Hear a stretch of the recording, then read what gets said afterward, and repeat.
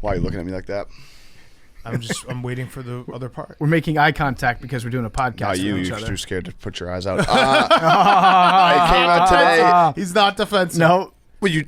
No, he's not. You're not defensive. On today's Pardon My Take, we've got a threefer for the people. We have John Kruk, the legend, all-time stories, one of those interviews. We know we have to have him back on to do like an extended version. We have Jake Arrieta breaking down the World Series, which starts on Friday. And then we have one question with the quarterback from Taylor Heinicke. We're going to recap Monday Night Football. We're going to talk some hot seat, cool throne, and the return of Jimbos, a great Pardon My Take coming up. And it's brought to you by our friends at Game Time. Game Time is a ticketing app that makes it easier than ever to score last-minute deals on tickets to sports, concerts, and shows, and they guarantee the lowest price. If you haven't given Game Time a shot yet, don't know what you're waiting for. You guys are going to love this app. We've been using Game Time all year. Billy and Jake went to the Jets-Dolphins. Max is going to go to a World Series game. Maybe we'll go with him.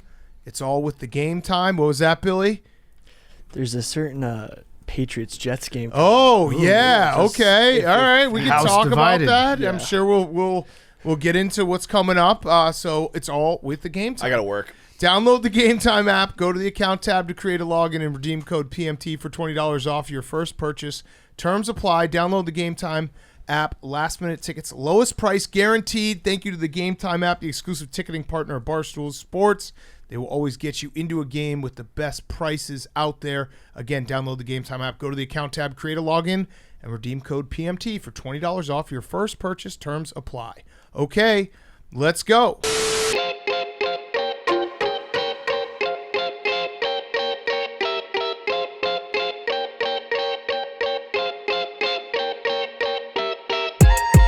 Welcome to Pardon My Take, presented by Game Time. Download the Game Time app, go to the account tab to create a login and redeem code PMT for $20 off your first purchase. Terms apply. Today is Wednesday, October 26th. Hank? Henry? Dank. Henry? Daniel. Would you like to discuss anything? No. Monday Night Football, how was your Saturday? I mean, it feels good on this side of the table. Big Cat, congratulations on the win. Thank you, PFT. Billy, congratulations on the win. PFT Yeah. is the first Jake? person on Pardon My Take to congratulate me on the win. Jake, congratulations on your win on Sunday as well. Max, Max. you're in the World Series. I mean, and your team's undefeated. Yeah. So Incredible. We're riding Incredible high. little run. We're riding. Oh, basketball. Basketball. You want to talk basketball? You want to start basketball? or Everybody football? that has an undefeated team in basketball, raise your hand.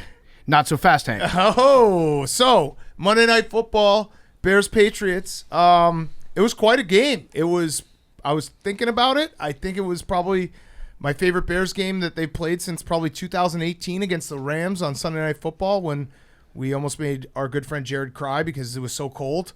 And that defense was awesome. And yeah, the Bears, I'm not even going to, I don't care about Hank. No. At all. neither. No, definitely not. I'm just excited that the Bears looked good. Like, Justin Fields looked awesome. The Bears put together a competent game. They looked like the team that wanted it more. They looked faster. I was so excited to just see something fun for the first time in a very long time. And now you have to ask, like, why aren't the Bears on primetime more? They probably should It's a be. shame we're not going That to get to was see fun. them for the rest No, of the they're season. 1 o'clock right? for the rest of the season. That's too bad. Maybe some flexes because I don't know. They're not I playing mean, Thanksgiving? Nope. 1 o'clock. The rest of the season, we're getting robbed of it. It was good to see Justin Fields run because he wanted to run and not because he had to run. They had so many good designed runs for him, and okay. So I want to hear from Hank because Hank's going through it, but in terms of like the Bears, and like that was the first time that they put together an entire game plan with Justin Fields as a quarterback. That was his best performance as a Bear, and it started right away. I texted you guys the fact that like on the first drive when they were, I don't know, around the 30-yard line and it was 3rd and 8 or something, they did a pitch play to David Montgomery instead of trying to pass and potentially getting a sack and going backwards. And it was like, hey, they're trying to find the little ways to always move forward and win this game instead of, being like, hey, Justin Fields, try to figure this out with not a great offensive line and not great receivers in these like clear throwing downs. And then his runs, his designed runs, his runs where it like things broke down and he got out of the pocket and like made guys miss. It was incredible. I'm the happiest I've been in a long time for the Bears, and it was fun to watch. And I'm just happy. I'm happy. You know what? I'm content. You know why you're happy, and I can see that you're glowing. It's because when you get to watch a team that's got like a fun young quarterback leading your team, like all of us got to experience over the course of the weekend. That's true. Like you get a buzz going. Like it makes the rest of your week that much better. And having a guy, it improves your mood to have a guy. Yeah. So congratulations. I think Justin Fields took a big step towards being a guy this week. And the whole time I was like, it was not until the fourth quarter started where I was like, wait, are the Bears going to win this game? Because it was also like playing with fire. I don't know if you saw, they had 5 fumbles and they recovered all of them. Yeah, they're really good. There was that moment I was talking about on Sunday when we were talking about the Jets. Like I was just waiting for the disaster to happen. And I'm not, I jokingly tweeted out that I see them winning the rest of the season. That obviously isn't the case, but baby steps forward, Justin Fields looking confident, all these things make me a happy person. I'm not going to delude myself and pretend they're a good team because they probably still have a long way to go, and Micah Parsons is probably going to wreck some shit on Sunday, but I'm just happy. And going up against maybe the best coach to ever do it, and doing that against him in his house. Belichick told us, though. He did. He said went Justin on Fields about how is a good Justin threat Fields every was, time he touches the ball. He did. We all laughed, and I laughed too, but he went on for 8 minutes about how explosive the Bears are, and it actually proves he still got it. Now, I think that the game turned when Mac Jones broke the code and he went in studs up and a challenge directly on Javon Brisker, into Javon Brisker's dick. I don't think people were saying, oh, that hit his balls. I think he went just straight up toe cleat into the dick. And then Brisker made an unreal interception, one-handed interception that I guess now would be a good segue of where you are, Hank, because after that interception, Mac Jones comes out, Bailey Zappi comes in. Probably the most electric 2 drives. Of all time. I tweeted, I was like, I am petrified of Bailey Zappi because he's a gamer. And like it felt like the momentum had completely shifted. I was like, this is going to be a bad ending of the game. The Bears are screwed now. And then it just didn't happen.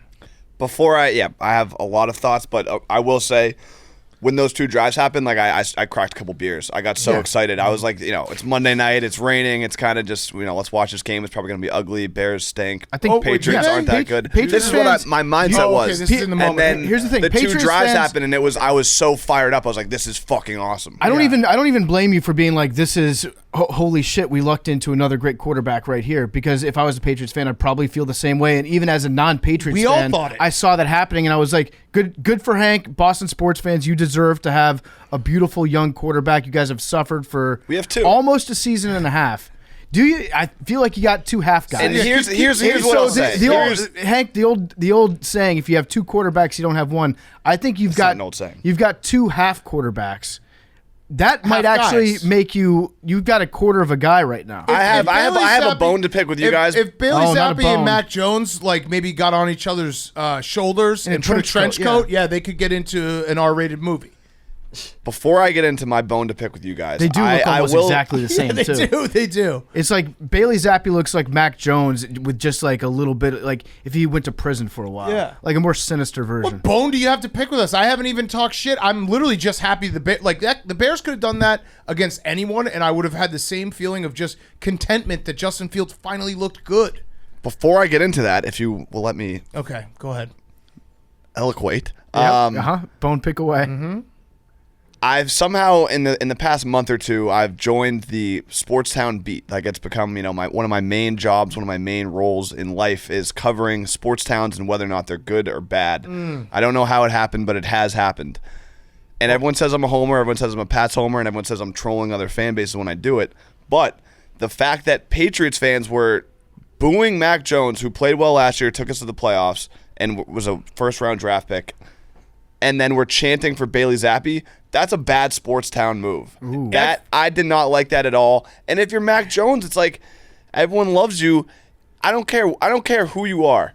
If you are a starting quarterback and you have an entire stadium booing you, your home stadium booing you and cheering for the other guy, like that's not easy to overcome. It's hard, especially when you're coming off an injury too. If you were a guy, you could overcome it though. That's and this is where I can get into the bone to pick. You guys are supposed to be, you should take You're the number one sports podcast, number one football podcast. Fact. That's and just you a are just fact. poisoning people's minds. Why? With the fact that game by game you can decide whether or not you're a guy or not a guy. Yeah, true. It's That's what we not do. that That's simple. the point no, of this. No, you're No. talking like no, a guy that has no. never been in Wait. purgatory. Hold on. Trying to figure out whether or not your guy exists or he's not the guy. You've had Tom Brady for what feels like 2 decades. It was. So you've never gotten to watch football through our eyes the way we see the game. And through our eyes, we're always wondering if our quarterback And is I'm gonna be not this saying person. Justin Fields is a guy yet. He's You guy just fluid. did. No, he's guy fluid. He's guy fluid. Then we have two He goes fluid back and guys. forth We have- between being a guy and not a guy. It's the guy narrative. Yeah, he's allowed to choose his own path into becoming a guy, and I'm going to respect that. And so that's what I'm saying. Where it's like it's game by game. You're not gonna. I also Okay, don't but appreciate the fact that people are trying to make one choice or the other. You Hold got to on, see Hank, film. hold You on. got to get Hold on, experience. You got to Hank, get hold some on, reps under hold your on. belt. Can I Billy's- just wait? Can I just boil down what Hank just said real quick? You're telling, pardon my take, Yes. not to be knee-jerk reactions, overreact, have bad takes. Do you know what the show's Yes, about? but when it comes to me are the kings and of my bad team, takes. I don't appreciate it, and I think you guys are doing a disservice We to are the greater football community. We sit on a throne of bad takes. What if we just sat here every episode and we were like, there's Give him some time. There's some. yeah. Oh, I see some nice things, but we're gonna have to wait till year 3 to make a judgment. I think That's what you should I say. think what Brandon That's the truth. Staley's doing is very interesting, and sometimes his methods work and sometimes they don't. And here's why, according to math. he could wanna be. do He that? could, I could see the argument for. I could see the argument against. I don't really know. Hank, That's how I feel. That's how I feel. that's a terrible It could be podcast. Mac. It could be Zappy. You just got to give him some time. No, you you got to gotta give him shoot. some reps. I also think it's like, Bailey Zappi tried not to throw the Patriots under the bus, and in doing so, threw him under the bus. He got asked, did you take any first-team reps this week? And he said, that's a question for, and then he stopped himself and said, you know what, we're focusing on the Jets. Yeah, Which Belichick. obviously means he didn't get first-team reps and probably should have. If he did get first-team reps, he probably could have won the game. Mac Jones was hurt, and I he was do getting agree- booed. all So right, it's like, I do agree there's with no, you. you can't take that game and make a decision one way or the other. I do think, though, after the game, I'm back on, like, it's Mac's job to lose. Okay, hold on. The I want best to hear thing what that could've Billy broke happened. down. Because Zappy could have hold on. played well. the best thing that could have happened for Mac Jones is for Zappy to go out there and play that second half the way that he did. And I agree with you, Hank. I think Belichick made a mistake in that if you're going to start Mac Jones, you just got to let him be the starter. Because when does this doesn't work. Like when you go back and forth, college teams try to do it and it doesn't work in college. Like it's he kind of put himself in a no-win situation, put Mac Jones in a no-win situation, Bailey Zappi, like if you think it's really going to be Bailey Zappi, he should have started the game. And if you think it's really going to be Mac Jones, he should have finished the game. I think the situation is much worse. I think it's Matt Patricia's fault, and this is why. Okay. Let's cook. So Mac Jones may have started and taken all the starting reps in practice, but the type of offense that the starting offense was running in that first drive was really a Bailey Zappi offense. Now let me explain what I'm saying. Okay. Patriots are a system. That's the whole Right, thing. right. But if you look at the types of play calling that Mac Jones was doing and the types of plays that were being called against Cleveland last week, that scheme was very different to anything they were running last year. And with that, that's because they were to Bailey Zappi's skill set. Bailey may have been taking reps with the second team, but the first team was taking Bailey Zappi reps. It was his system. Yeah, So the rest of the team was taking Bailey Zappi reps. Yes. But Got Bailey it. So Zappi, you're but Mac confused. Jones was also taking Bailey Zappi Right, reps. and Mac Got Jones it. can't. So those types of, I was looking at the passing concepts, and a lot of them were run and shoot and air raid type concepts. Now listen to this. Bailey Zappi threw the ball. He had 1,300 completions in his first 4 years in college. 3 at Houston Baptist University, 1 at Western Kentucky. Yep. With that, if you take all of Mac How many of those Jones's- from under center? Wait, Hank. 0. Billy's doing exactly what you want us to do on Zero. this show. Yeah, he's which literally is boring us being, to death being with very breaking it smart. down. But he's smart. No, but he's right. I Let think him he go knows what off. he's talking about. Let him go off. Can't have it both ways, Hank. Mac Jones only has, I did the math of his Alabama completions and pro completions. I think it's around 832 completions, which is way less than the 1,300. Like the reps that it requires to run that type of offense is a guy like that you need Bailey Zappi. Yeah. And Matt Patricia wants a quarterback who has played in a pass-first offense who can take the shoulder of the offense, whereas Mac Jones has always played in a run-first pro-style concept with guys who have way good talent. Like at Alabama, their play, their they did pass a lot. They did, but they had way good talent. Their talent, he's throwing to open guys, whereas Bailey Zappi was playing in a scheme wins the game type FCS D1 area where he had to throw the ball to where the defense isn't and where the wide receiver can get there. He's a guy who, it's like 3rd and 2. They're throwing the ball in those types of concepts. It is a pass first offense, and that puts a lot less pressure on Matt Patricia and if he's about to game plan in the NFL. So if you have a guy like Zappi, but the thing is, the downside with Zappi is that his release point is too low for the NFL. If you look at the Cleveland he did look short game, last night. Right. If you look at the Cleveland game and if you look at what he did last night, his release point is way too low, causing the ball to get batted down and those interceptions. Yeah, there were those. Yep. Here's one thing. That's good. And that is my breakdown. No, sorry if I ranted. It's more. No. That was very good, Billy. So Matt Patricia, more than anyone, is to blame for last night because they basically put Mac Jones in a situation he was never going to succeed in. So there's a certain shoot option route that you threw the interception on, where you look at the either running back or the Y back, scat back, goes into the shoot, goes into the flat. If he's covered, he then turns up the sideline, and that was where Mac Jones was trying to get the ball. That concept needs to be drilled 1,000 times. It's something that Bailey Zappi did all at Houston, and something that is a Bailey Zappi type. That's play. There was the play. Excuse me, the play before Mac Jones threw the interception. They got him benched. That play, there was guys going down the sideline. You thought it was the shark wide wheel. open. You thought it was the shark wheel. That was a Zappi play. Right, that's an option type. Yeah, the one that Mac Jones, before he threw the interception, they had 2 go routes on the outside, and one of the guys was wide open, and Mac Jones just didn't see it. Right. Yeah. So in other words, well, first of all, when Billy says now you guys are going to want to listen to this, I envision all our listeners like doing the meme where they put the earbud in their ear and turn it all the way up and start crying because it's so beautiful. Yeah, that was good. First of all, that was great, Billy. I need to translate what you said to Hank because sometimes Hank only hears what he wants to hear. Hank's in a defensive mood now. What Billy just said was that Bailey Zappi and Mac Jones are both half guys, and they're not the guy. So that's what I heard. Really, I think what needs to happen is the offensive line needs to learn to chop down guys who are trying to bat down the ball, something that guys like on the Cardinals are doing, that they did for Russell Wilson in Seattle, so that he can get those throwing lanes. I think he can be the guy, but he needs to also work on some of the fundamentals that game managers have had. Which guy? Bailey Zappi needs to work on like handing the ball. What about Mac Jones? No, I agree with that. Bailey Zappi looks very uncomfortable on handoffs. They should have Mac Jones just be their handoff quarterback. Yeah. He's a great game manager. And then have Bailey Zappi do all that other scientific stuff you just said. Bailey Zappi's Matt Patricia's guy.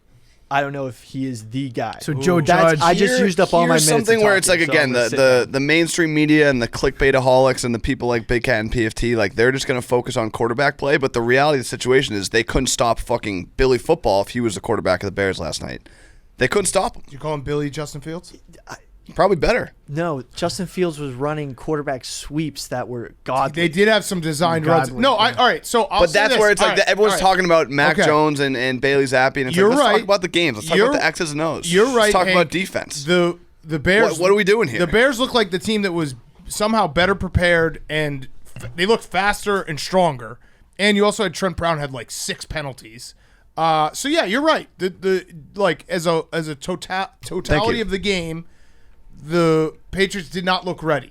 But of course, we're going to talk about the quarterback because that's American sports, baby. I'm a defense guy. It's personally. the number one position defense in all wins of championships, sports. not guys. So where are you at? I am back on. It's Mac Jones's job to lose, and if he plays poorly, then it's Bailey Zappi's job to win. And if he plays well, then it's Bailey Zappi's job. What about Bailey Zappi?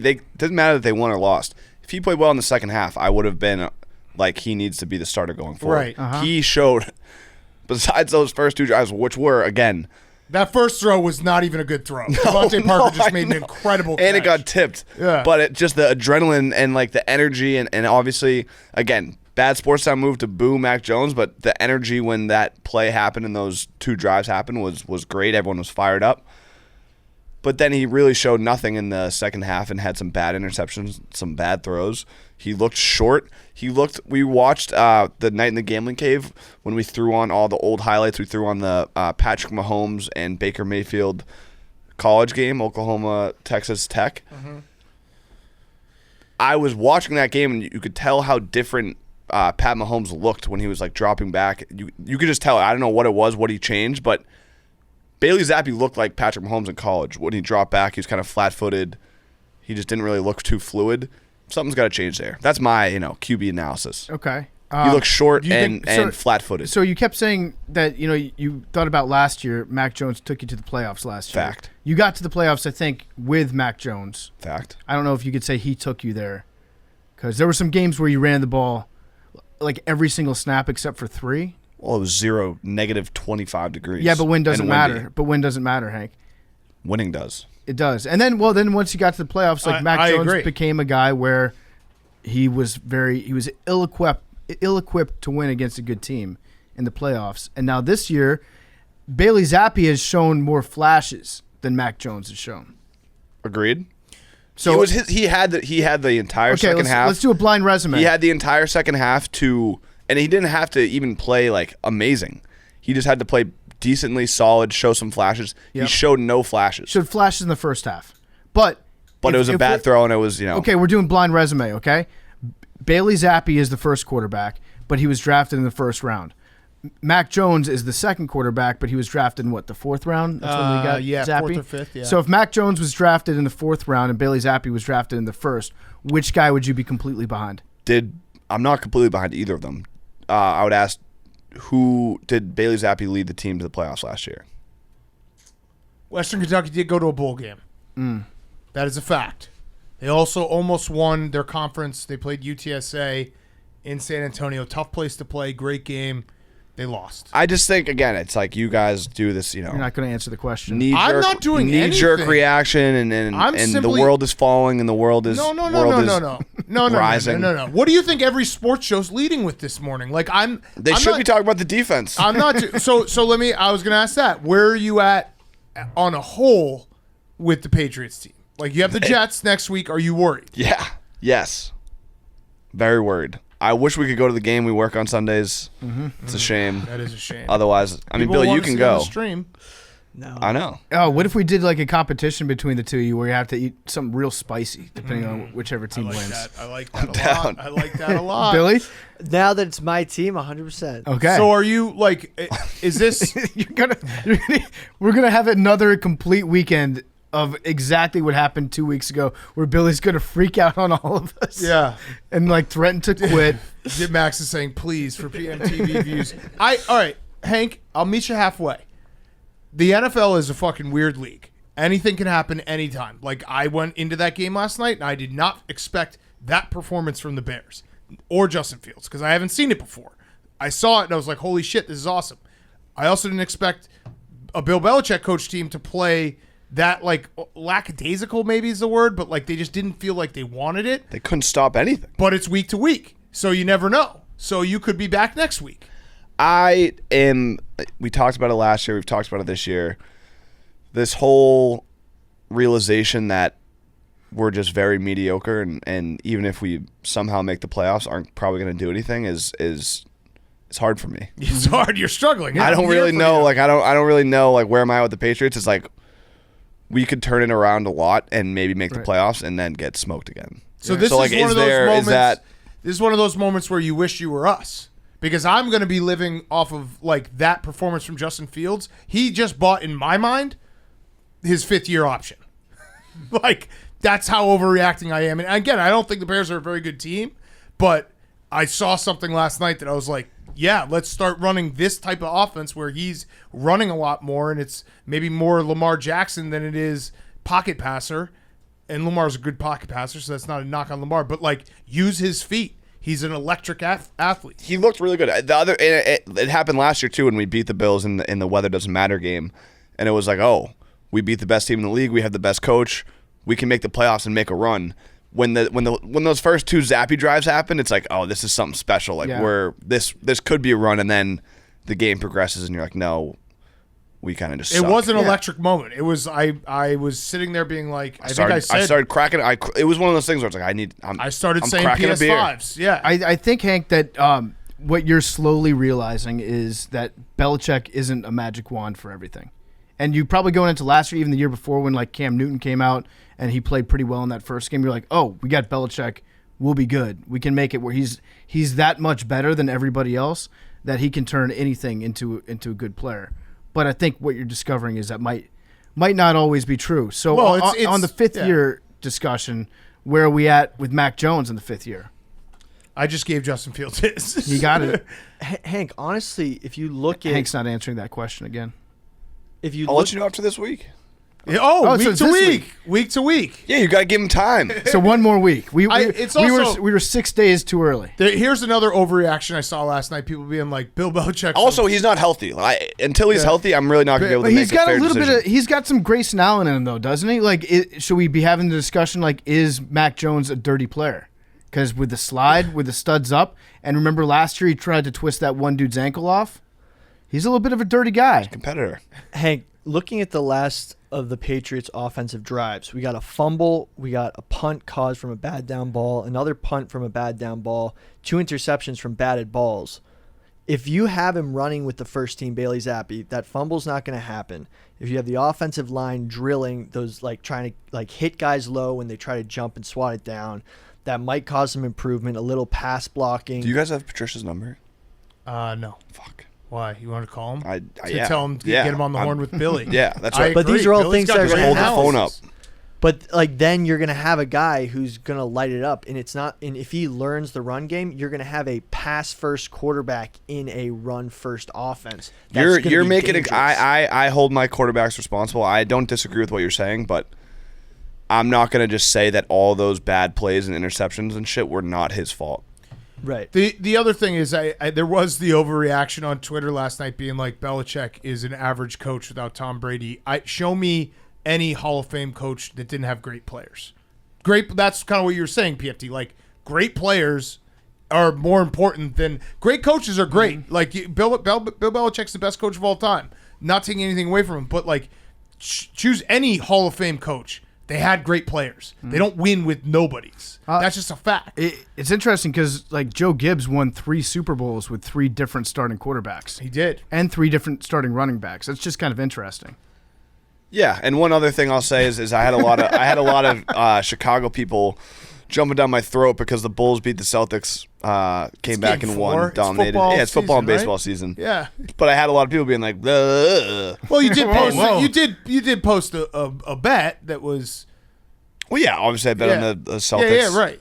So, Patriots teaser. I mean, it's not the first time. Like, look at my mentions after a bet loses. But we're moving to Chicago. I'm going to be a Chicago native soon. We've talked about how New York is an absolute joke of a city, and they've never won a championship or done anything. So I root for Chicago's success. I appreciate that. I hope that when we're there, they can actually make even just make a championship. Listen, and we can enjoy it as a city. It's like if you're going to live in a city, you want the city to be alive and excited and ready to go. I hope that happens. People will think Hank's pandering, but he was rooting for the Knicks to get Zion Williamson for this exact reason. He's always said he wants the Knicks to be like and Kevin Durant good, so that and then he went to Brooklyn. That doesn't count, but yeah, it's not that far away. But like if he was there, it'd be awesome. Yeah, right there. Okay, so overall, not a guy. In conclusion, Justin Fields, guy fluid. We have a guy. He's guy sexual. Mm-hmm. He's gonna. That was the first time that I saw it, and I'm just happy. I'm not saying that I didn't shit talk you. I didn't say anything. I don't care. I'm happy the Bears look good. And again, we should be talking about the defense, but because Bailey Zappi could have played like the guy, they probably still would have lost. Justin Fields looked unbelievable. He did. I like those offenses when teams just decide, okay, we're gonna run power. And there's nothing that you're going to be able to do to stop it. Yeah.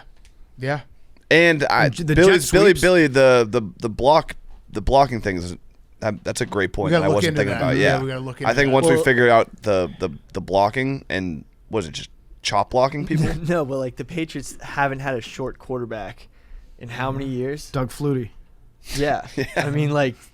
Who knows? Like, who's the offensive line coach? Did he come back? Scarnecchia? No, I'll tell you what. If Scarnecchia was on this team, I think that we'd see Bailey Zappi. He'd be in the shotgun, and they'd be chopping guys down when they try to jump and swat passes. I know that sounds a little more like an easy fix scenario, but Zappi, I don't know. I just think Zappy's got so much reps and experience from throwing the ball like 10 times, like 1,000 times more than Mac Jones. That you're in your good hands. All right, last question about this, Hank. I know you said you're going to go week to week here. Also, the promo in the beginning, some teams like the Panthers, when they did it, it was like a panther jumping on the stadium. They just did a razor. Razor, like, yeah, that was crazy. Like this is how I feel as a Patriots fan. That was crazy. So, if Mac Jones, I think he's the starter. I don't think Belichick will do this again. If he struggles for the next 2-3 starts, Zappy. If he struggles next start, Zappy. What about if he struggles first drive? No. Okay. What about Mac first has half? to play the whole next game. But I'm not. I need to see both. I'm not going to make a hard decision one way or the other. If Mac plays bad one game, Zappy. If Zappy plays bad, it's like you gotta earn it. There's some weird stuff going on too because Belichick Maybe give him said 2 at games halftime each. to the sideline reporter when he was coming back out on the field. He said that we're not just going to stick with Zappy in the second half. We're going to put Mac Jones in there too. Yeah. And so he was allegedly planning on putting Mac Jones. And then he back said in the game. score got out of hand. And Mac Jones did say after the game that Belichick told him that they might switch up quarterbacks. Like he did give him a heads up beforehand. He actually said that. He's like, he was very transparent in that I could be taken out for Zappy. I just think the fans booing Mac Jones was It sucks to be Mac. It is, that was a bad really sports time. shitty thing for Mac to have to go the same through. shit with Mitch. It's like you're there rooting for the team. You're not the fucking coach. Root for whoever the coach has in there. Mm-hmm. So as the voice of Boston sports fans, Hank, you would like them to be nice to Mac. Yeah, whoever's a starter, cheer for them. Okay. You're not I can smarter respect than that. Belichick.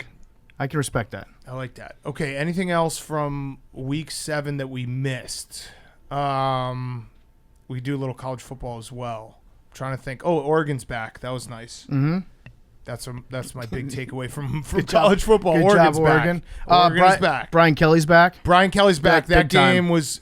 We were at that game. I mean, what was it? It was 17-3, and then they ended up winning 45-20. Like that was. I feel bad because I do like Lane Kiffin and he's a recurring guest, but Ole Miss was a big time like fraud top 10 team. Yeah. And I think a lot of people snuffed that out when like LSU is unranked and they're a favorite against Ole Miss. Yeah, and Brian Kelly, it turns out, is still a good coach. Very good coach. And that's never been the knock on Brian Kelly. It's never been like, oh, he can't do anything between the lines. No, and it's just like he's a weirdo. Yeah. That nobody likes. Right. I had that conversation with a few LSU fans over the weekend where they're like, "You don't like us anymore." I'm like, "I like you guys. I just don't really like Brian Kelly." Like, Nope. I want LSU fans to be happy. I can't root hard for Brian Kelly. Yeah, I don't think that anyone in Brian Kelly's life really likes him. Yeah. I think he's just like a kind of a miserable, grumpy guy, but sometimes those guys make the best football coaches. And he's a really fucking good coach, and his teams always get better. Yep. Like, they get better as the season goes along, and now, like, Alabama LSU at LSU is going to be an awesome game. That game under the lights. Because if you asked someone in September, it's like, oh yeah, Alabama's going to kill him. But everything we've seen from both teams means that's not even close to a gimme for Alabama. And we got to see a little bit of Baton Rouge ahead of that game. What, 4 years ago? 4 years ago, they didn't score a touchdown. They didn't score a touchdown, but the environment in Death Valley is going to be crazy. Like if you give people in Baton Rouge 14 hours to day drink before a game, you're walking into the jaws of hell. They were already. I mean, it was a 2:30 game on Saturday, and they were prime and ready to go. So Texas is back, and by that I mean like they were back to being in the discussion of being back, and then they're not back. And now they're back to maybe firing their coach. I almost guarantee they're not going to fire. No, I don't think they're going to fire him. But So the conversation has started again. So the thing with Sarkisian, why would you ever fire a guy that just got you Arch Manning to come to campus? The amount of money he's going to bring in is ridiculous. But he did commit, like, ironically, the one sin that they care about in Texas more than anything sometimes is he disrespected the Eyes of Texas. He did. Song after the game. So a couple years ago, some of the players wanted to get rid of the song because it traces its roots back to a minstrel show. And then all the big boosters were like, we need you, Herman, tell the players that we're going to keep playing the Eyes of Texas. Herman fought back against them. Then all the boosters turned on Herman. The fact that Sarkisian didn't stay on the field for the Eyes of Texas, if your name is Red McCombs, you see that and you're like, I hate this guy. Yeah. Get this guy out of my face. Yeah, he's not one of us. But the bottom line is I don't think they're going to fire him. But they did play.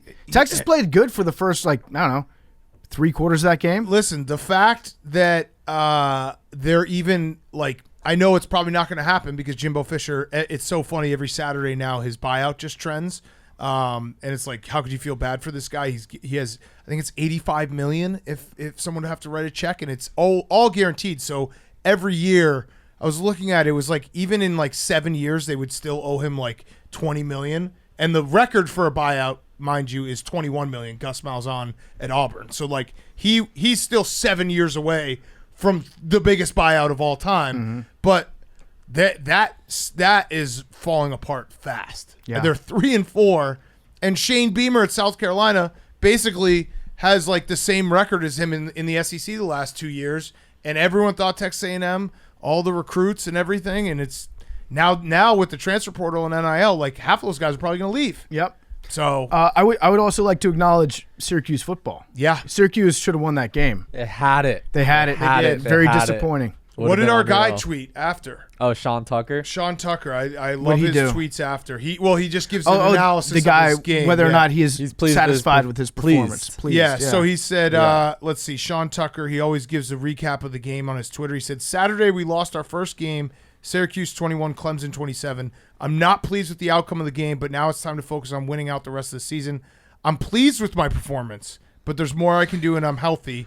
5 carries, 54 yards, 5 receptions, 18 yards, and a TD. Oh, I didn't think he'd be pleased with his performance. Yeah, that's interesting. Because he's had times when he's had great games and he hasn't been pleased. Yeah. Huh.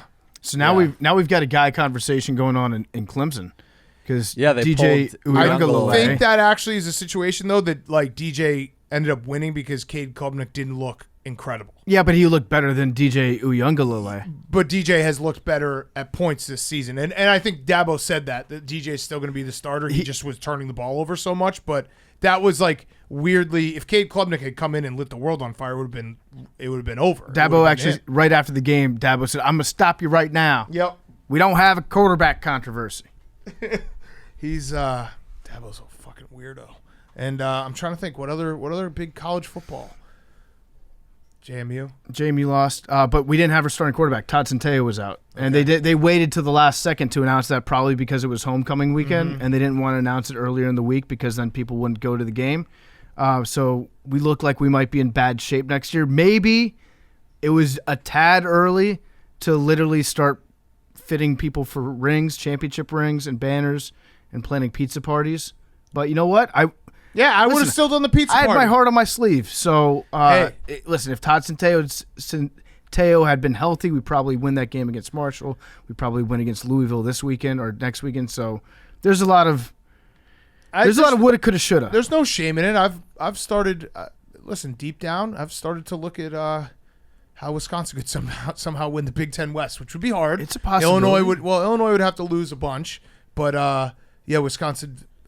Say something nice about Purdue. They just live to lose to Wisconsin. 16 straight, which is quite something. Scenario out there with a 7-way tie of the Big Ten West. No, give it to me. I mean, it's too much to even say. But if all these things happen, everyone finishes 4 and 5. Oh, that would be so awesome. And a 7-way tie. What's the tiebreaker after that? That's Northwestern because they're 4 and 2 against the Big Ten West. Northwestern's not going to win 3 games the rest of the season. But okay, all right. And so if they all I'm in for that. I'm rooting for that. Although I see that it has Wisconsin losing to Minnesota. That I'm like Nebraska. I'm now back into. It's nice in college football that if your season goes to shit, it's like just beat your rival. Mm-hmm. You know what I mean? Like that could be fine. It's pretty much what Auburn fans just do every year. Yeah. Like just beat Alabama and we'll be fine. Everything fixes itself at that point. Yeah. Yeah. Okay, let's do Hot Seat, Cool Throne. Then we have an awesome interview with John Kruk, a great interview with Jake Arrieta breaking down the World Series, and Taylor Heinicke, one question with a quarterback.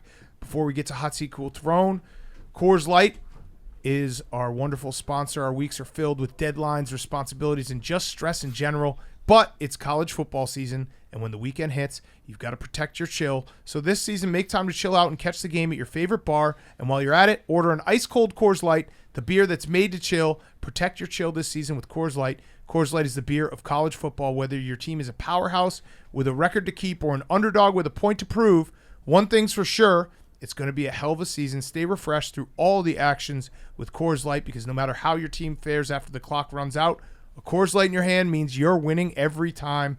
Protect your chill this season with Coors Light. Get Coors Light delivered straight to your door with Drizzly or Instacart by going to CoorsLight.com/take. Celebrate responsibly. Coors Brewing Company, Golden, Colorado. CoorsLight.com/take. Hank has left the studio because he was so mad about everything. Everything. Yeah, it's too bad because we just heard back, Big Cat, me and you, from Blake Griffin. Oh. So we asked Blake if maybe he had some words of encouragement for Hank because Hank's so down in the dumps right now. Yeah. And Blake said the Celtics team is the best team that he's been on. Oh, here's Hank. Don't repeat that. Missed that. Don't no, repeat we won't. that. We won't. Sorry. Yeah, no one tell Hank what No what one I just say said. that to Hank. He's just back in the room now. He has no idea what Good we to have just you back, said. Hank. Hot seat, cool trunk. You piece of shit. My hot seat. I love you, Hank.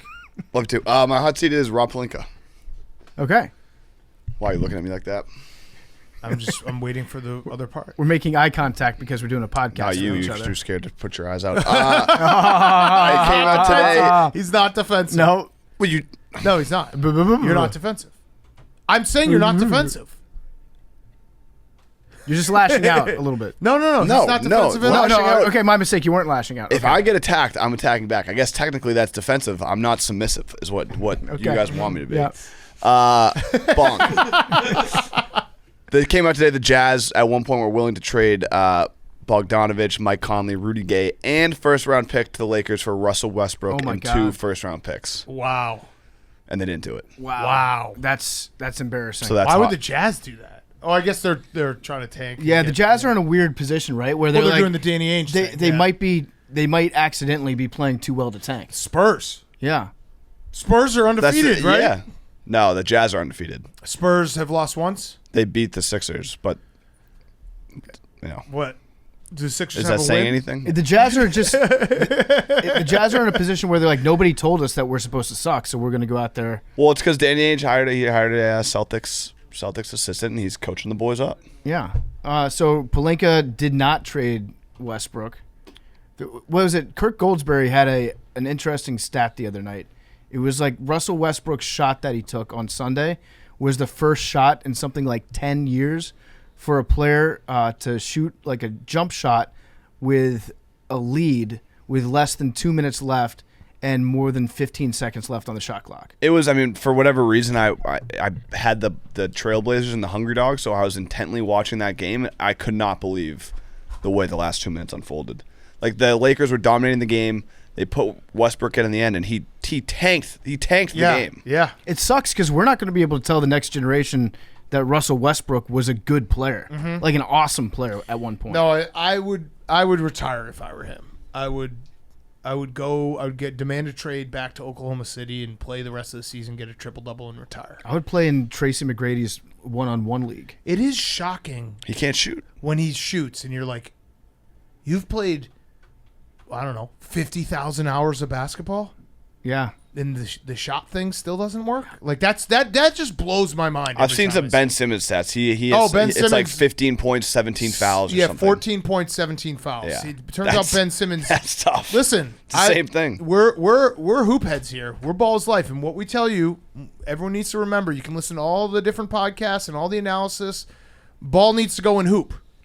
It's simple. That's rule one. It's a simple game. That's rule one. And Russell Westbrook and Ben Simmons, they don't put ball in hoop. You got to score the basketball in the NBA. Ball goes in hoop. Figure out everything else. It's literally why Steph Curry have four titles. He puts ball in hoop. You know that old drill tweet, like, keep screaming at me, it only makes my opinions worse? Yeah. That's what's happening with Russell Westbrook's jump shot. Yeah. Everyone's telling you, everyone's booing you and trying to get you to stop shooting. It worked on Ben Simmons, but it's actually just making Westbrook shoot the ball more often. Yeah, he went 0 for 11 the other night. It was crazy. I hope it gets worse. I hope he just... I feel bad for him. I don't know. Why? I don't know why. I just do. I feel bad for him because I don't know. I just always feel bad for any LeBron teammate. Yeah. That's just kind of what it comes down to. It has nothing to do with the abuse from fans or anything like that. It's just... No, I don't even... You have to work Westbrook with is LeBron a funny James. thing to say, and I know that he doesn't like it, but like just dealing with LeBron. Like, Well, he's a scapegoat. Right. Every LeBron team needs one. That's probably why he got put in the game. Because LeBron's like, I'm not winning this game against the Blazers. Let's put in Westbrook so we can all blame him. Yeah. I wouldn't be shocked. Do you see what Ham said when they asked the coach of the Lakers, like, why is Westbrook coming off the bench? Is that possibly putting him in a position where he could get injured? Because Westbrook told the reporters that like he pulled his hamstring because he's not used to coming off the bench. And then their coach had to like go out there and say as diplomatically as possible, we're not starting him because he's not good enough, but no, we're not intentionally injuring him. Right. So his new excuse is like, I can't score if you Fun if you pull times me for off the the Lakers. bench. Who do they play tonight? Do they play anyone tonight? Just bet against them? They're at Denver on Wednesday night. Yes. So technically tonight. Nuggets going to smoke them. Mm-hmm. My Nuggets. Get a Lakers pack. My Nugs. Deep in their bag. You don't like that? You don't like that? That's good. Then my cool throne is Billy McFarland. Yes. Firefest segment creator. He's out of jail, and he announced he's got a new festival coming. Nice. So we should go. We should play. We should go as a podcast. We should go. We should perform. Yeah, but we should also attend. Of course. And complain. And sue. I would love to be a performer at this festival. There you go. I would suck a dick. Like that guy for the pallet of water, that's me. I would be that guy to be able to perform at Billy throw McFarland's it on the list. festival. Long time AWL Billy McFarland, you're listening right now. Let's do it. Let's link up. Let's build. Yeah. All right, PFT, your hot seat cool turn. My hot seat is Major League Rugby. Major League Rugby. We've been covering a lot of cheating scandals on this podcast recently, from the chess anal beads controversy to the Fat Bear Week, Stop the Steal voting issues. Major League Rugby. Fishing. Yeah, the fishing. We've just gotten word just a couple hours ago that Major League Rugby has permanently canceled 2 franchises, Austin and Los Angeles. Oh no. They just closed the teams up. And I think Austin... I didn't know that there was a franchised rugby league. It's called Major League Rugby, yes, Hank. But so the Gilgronis was the name of the team in Austin. The Giltinis was the name of the team in Los Angeles. They were both owned by the same guy, which is weird. And he named the team after himself and his drink in order to promote it. Whoa. Real weird stuff going on. Anyways, they were circumventing the salary cap like flagrantly to a point that it got so bad that Major League Rugby said, okay, you guys can't play in the playoffs because we found all this bad stuff about you. Oh, and also we're closing up the entire franchise in Los Angeles and Austin, and you're not moving forward as a team anymore. Damn. Pretty crazy stuff. Death sentence. Pretty crazy stuff. That is crazy. My hot seat, my cool throne is Phil Kessel. Yeah. Phil Kessel, hockey's Iron Man. Yes. He set the record for most consecutive games played, and Phil Kessel is, if you take one look at him, you know, like, this is what you can accomplish if you take your nutrition and your conditioning seriously as a professional athlete. You can play forever. So I hope that lesson is well learned on the youngsters of today, because Phil Kessel is a fucking man. Yes. It's crazy that he's going to be hockey's Iron Man. It's Keith Yandel's who he's passing? Yeah. Yeah. Hockey's Iron. I love the picture that goes viral anytime something happens with Phil Kessel, where he's holding the puck. From when I forget what record he set with the puck, but they photoshopped a tin of dip onto it, and so it looks like he's just holding up from Copenhagen. Yes, and he's got the pot belly, and he looks like Roy from The Office when he got his DUI. Yeah, I just love Phil Kessel. He's the man. He is the man, the absolute man. We got to get him on the show. All right, my hot seat is me, because I actually am giving away a PS5, 2 of them, and I made the joke. I've been doing the hack joke for a while now. I thought I was going to have to do it when Bailey Zappi came in. I thought I was going to have to do it before the game started because the Bears have not been good. So I decided to flip it, and because the Bears won, I'm giving away 2. So if you're listening to this right now, everyone had to have guessed their number. I'm going to have Billy, after the number is done, you're just going to Twitter search my name and the number that wins, and then you're going to pick 2 random people. Okay, perfect. That's how it's going to be done. There's 40,000 replies to the tweet. Only 2 of them are winning. I think I'm retiring from the PS5 game. This was a mistake. A very big mistake. I don't even know how to get a PS5 because you can't just buy them on Amazon. But yes, that's how we're going to do it. So end of the show, listen, and those 2 people will be the winners. We'll announce them. My cool throne is Aaron Rodgers because his teammates suck, and that's what he said. So it's not his fault. He said my teammates suck? Well, no, he said his exact quote was, let's see, he was on the Pat McAfee show. He said, let's see. When we had too many mental mistakes and errors on Sunday, it seems like we have double-digit mistakes every week. Guys who are making too many mistakes shouldn't be playing. Got to start cutting some reps. So it's not his fault. It's his teammates' fault. So didn't he also say, like, good job for him. David Bakhtiari, some days he wakes up and he's like, okay, I can play football today. And other days he wakes up and his knee hurts so bad that he's like, I can't play. Yeah. This is one of the non-football days. Yes. I also that's got to be tough. We're like, just depending on what side of the bed you wake up on, you can be like an all-pro athlete. Right. And then just other mornings you wake up and you're like, fuck this. This sucks. Yeah. We're in the trust tree, so I'm going to say something deep down that I thought on Monday Night Football, and I know that this will then be spun for Packers fans to be like, you can't stop thinking about us, but I definitely had the thought in the fourth quarter, like, why can't we just do this against the Packers? You could. And that, it would be nice. Oh, I forgot, too. I forgot to throw the stat back at you, Billy. God damn it, your analysis was so good, but because Billy did the insult stat after the Jets beat the Packers, the Bears have beaten the Patriots more times than the Jets have in the last 6 years. That's very fair. Yeah. That's very fair. So it's basically when exactly is, like, I was like, what if this happens? And then it happened.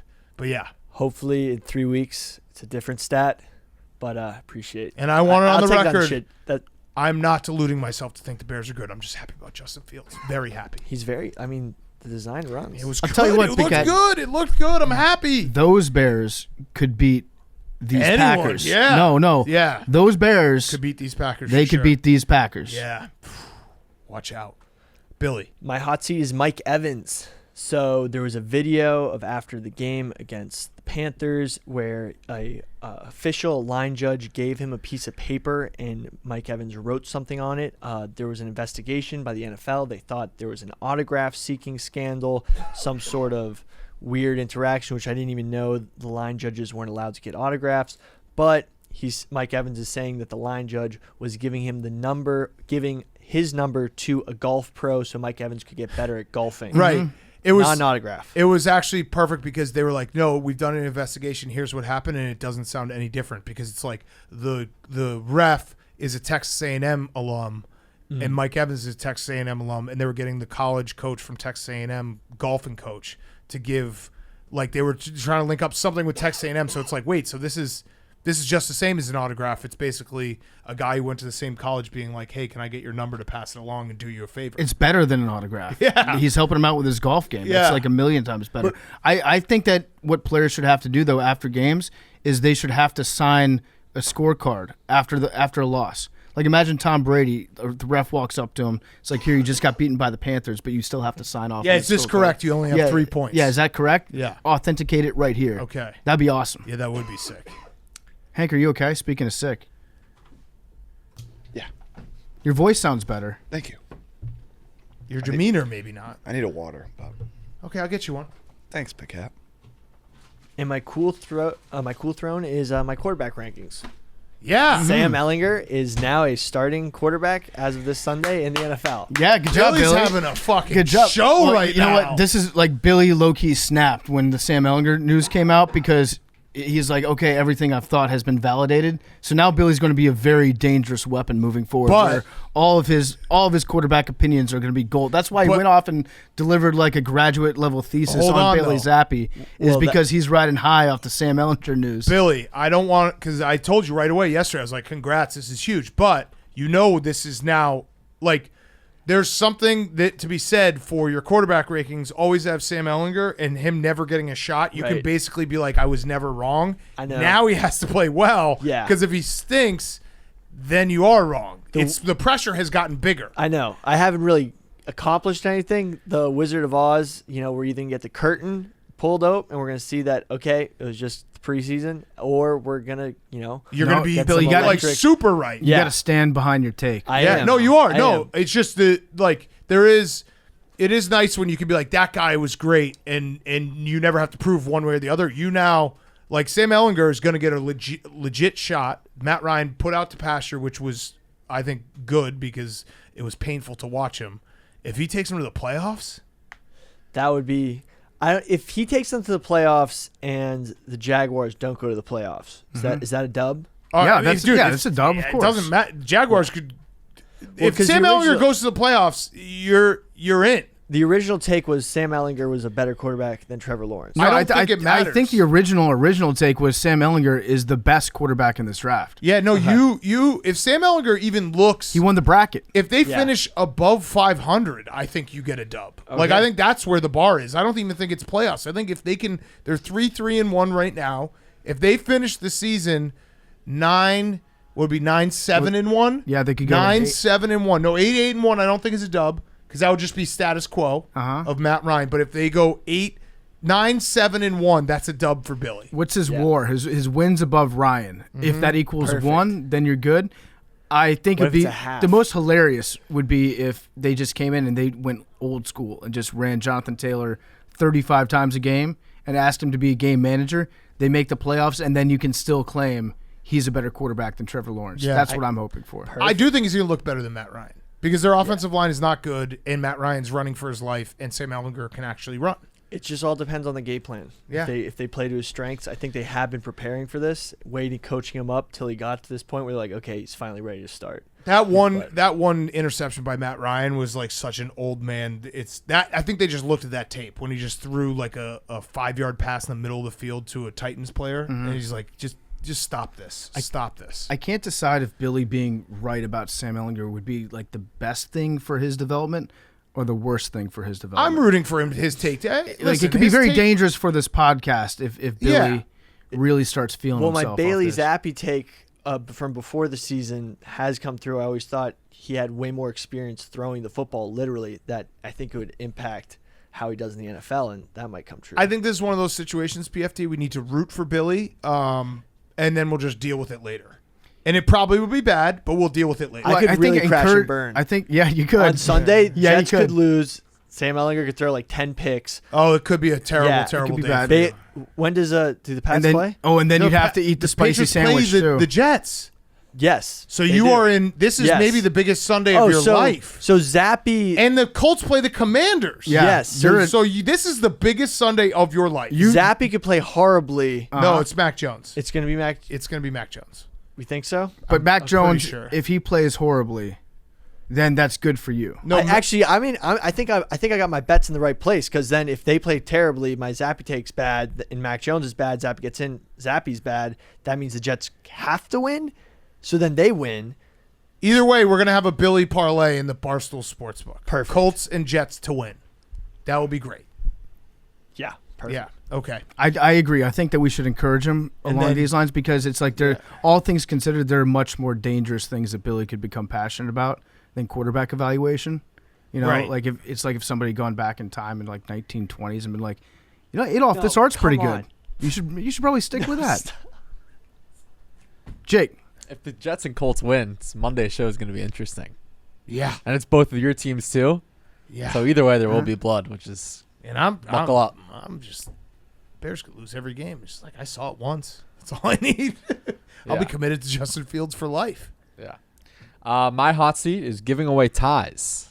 Oh, Jim Nantz. Yeah. This will be Jim Nantz's final NCAA tournament, and as the voice of the Final Four, Iron Eagle, Syracuse's own, will be replacing him. So. Yeah, it's kind of crazy. Yeah. Passing of the torch. It's going to be basketball broadcast. It's going to be very strange not having a Final Four with Jim Nantz. Well, he'll still be there. He'll be doing the trophy presentation every year. Okay, good. It's actually similar to the conversation we were having earlier. Like Joe Buck not being in the World Series is definitely going to bother me a little. Yeah. Joe Davis was great. I like him. Jim Nantz still going to be doing the Masters, right? Joe Davis did not go to Syracuse. Where did he go to school? I want to say Beloit College. Oh, what's that? It's in Wisconsin. Beloit. Yeah. What's the sound of a fart in a toilet? That's funny. That's a Beloit. Yeah, I was right. Yeah. So is he still going to be doing the Masters? Yeah, he's still doing NFL and golf. Okay. So it's just college basketball. I am going to miss it, but I understand like he's probably in the twilight of his career. Maybe. Crazy. Yeah. Yeah. I don't know. Sad. That will be a sad one. Yeah, but he's got a good replacement coming his way. Nah. It's not Jim Nantz. Nah. Yeah, he does. Nah. My cool. You can't make us love stepdad. Yeah. You can't. You can't. Does Iron Eagle, does he carry around a picture in his pocket of how he likes his toast cooked? Also, it just ruins the whole Does Jim Nantz do that? You don't know that? Oh, yeah. no. Jim Nantz rolls with a photograph of toast in his pocket. So when he orders didn't know toast that. at a restaurant, Yep. he shows it to the waitress or the waiter and says, "This is how I like my toast." This is what I want. That's crazy. Yeah. I love it though. And it also kind of ruins like Jim Nantz season. Like March Yeah. into April was always like, hey, let's well, get no, it we'll going still with Jim have Nantz. it because No, but it's still not going. Yeah, but it's not the same. He's No, still this going to year. the Final Four. What? But no, he's a trophy presentation. he'll be in the Still building. go straight. No, that's not. Come on, and he's All not right. calling the like Elite Eight either. Okay, Yeah, he's done. I think he's done with college basketball. I love after Jim this. Nantz, but I think this is kind of horseshit what he's doing. I think you have to either get out of the Final Four all the way, Yeah. or you're in it all the way. Yeah. You can't just say I'm not going to announce the game, but then kick it to me for the trophy presentation. And That's kind of bullshit. And I'll go one further. I kind of view like the Final Four and Masters is the same of like they just kind of blend together. Yes. So yeah, Jim Nantz, fuck you, Wow. dead to us, dead to us. But you guys love him on the show. Jim Nantz? yeah, so Yeah. we can tell him he's dead to us. Would we love Jim Nantz on the show? Sure, I think so. Yeah. but he's dead to us. I think he'd give an aura of class to this show. Yeah. There's an award named after him. Oh, really? I competed in it. How'd you finish? I was ninth. Ninth. I knew Yep, that. you remember I knew that? that. In my interview. Trivia. Yeah. Every ninth. year there's a rankings of the collegiate sports broadcasters, and my senior year I finished ninth. Ninth. Top 10. I'll take that. Yeah. Yeah. Out of a how lot, many? a lot of Let's good be competition. a little bit. I mean, Come on. there's always room for improvement, but there's a lot of good competition out Let's there. have So a the little fact more. that I How even many people placed, competed? I have 10. no clue. No. Oh, There's probably over 100 if I had to He- guess. Oh, that's good. over 9 people competed. Yeah. So Jim Nantz won Last Dance in Houston, which is where he went to school this year. Or where he went to school, that's where the Final Four is this year. Yes, that's So- right. With Freddie Boom Boom Couples. And yes. And my cool thrones jackets. I don't know if we have any in here, but new part of my take starter jackets in the Yep. Barstool store. We have the black one and we have the blue Coors Light one. Yeah. Awesome I'll just say that Yeah. the black jacket. You have the blue one? Is that on? Yeah. Oh, yeah. there it is. I got the blue one Yeah. right here. The blue one's very nice. I will say the black jacket that Jake got, maybe my favorite piece of merch that we've ever put out as a podcast. Yeah. Is It's that awesome. good? Very It's comfortable awesome. with winter coming up. Look at this. Definitely a good It addition. looks great. Yeah. And there's Blake like Griffin's going to get one. there's like the beer bottle with the face on it in Yep. the back, right? Yep, it's a solid jacket. Starter just is incapable of making subpar merchandise. Yes, I'd agree. Okay, thank you, Jake. Let's get to our interviews. We've got John Kruk and Jake Arrieta. It is brought to you by our friends at Curve. It's football season, which means you're buying beer, snacks, maybe even a new couch for the most premium watching experience. Whatever you're buying, if you're using a card for any purchases, big or small, you need Curve. Curve combines your entire wallet into a single card and app. With Curve, you upload your cards into the Curve app, and then when you use Curve, you can swipe and indicate what card you want to use. Or you can assign your card for certain purchases with the Smart Rules feature. Maybe you want a specific card to cover anything over $100, while a different, more rewarding card to pay for groceries. It's easy. Just set and forget. Curve also gives you additional cash back on top of any rewards you're already earning on your other credit and debit cards. So make sure you go to curve.com/barstool to receive $20 in Curve cash once you've downloaded the app, opened an account, and made a first transaction. Sign up at curve.com/barstool to receive $20 in Curve cash. Terms and conditions apply. Check it out now. Curve.com/barstool to receive $20 in Curve cash. Terms and conditions apply. Okay, here he is, John Kruk. Okay, we now welcome on a very special guest. It is Philadelphia Phillies legend. He also still works with the organization calling games. John Kruk. Krucky, can we call you Krucky? Can I ask that first? Yeah. Because Yeah, you can call me whatever y'all want. because we know you as Krucky, we know you as the legend. Thanks for joining us, and congrats on the Phillies getting to the World Series. Let's start there with just what the scene has been, and you've been around this team all year. Like, what has been the noticeable change that you've seen for them to get all the way to the World Series for a team that was struggling to even get in the playoffs like mid-September? Yeah, it's so hard to put your finger on one thing and how this turned around for this team, but what happened in September, Bryce finally came back after missing 2 months with the broken thumb and the surgery. Segura missed a ton of time with a broken finger. And it took a while for those two guys, especially Bryce. Bryce really struggled after coming off the injured list. But man, once this postseason started, I always think that, when you're playing postseason baseball, if your best players are playing good, which the Phillies players are, you got a chance. And, besides the one hiccup from Aaron Nola in game 2 against the Padres, Aaron's been great. He exercised those September demons, thank God. And Wheeler's been just unbelievable this whole postseason. But, that's what it takes. They got lucky that they have gotten to set up their rotation where Wheeler Nola can go games 1 and 2 in the series that they played in. So, and it's going to turn out that way too in the World Series. So they're lucky that way to, be able to set up their rotation coming in as the third wildcard team. Yeah, I used to love watching you play back in the day. The 90s Phillies teams were a lot of fun. The characters on that team, yourself, Lenny Dykstra, recurring guest of the show, Darren Dalton, Mitch, Wild Thing. Do you see any similarities between this Phillies team to the way that you guys used to play?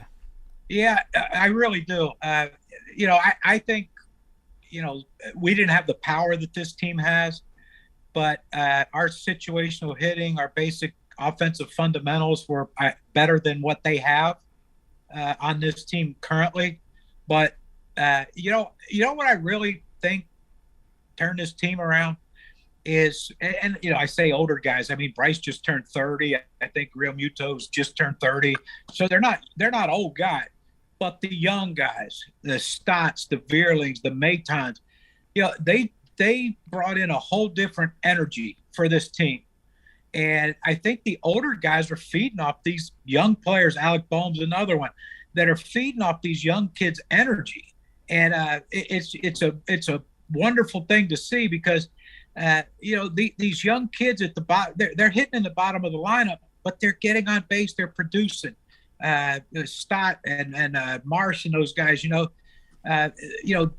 most teams, when you get to 8, 9, okay, if we get something out of them or we feel good about it, but their bottom, I mean, my God, I think their best overall hitter about, going the other way, average wise, is Gene Segura.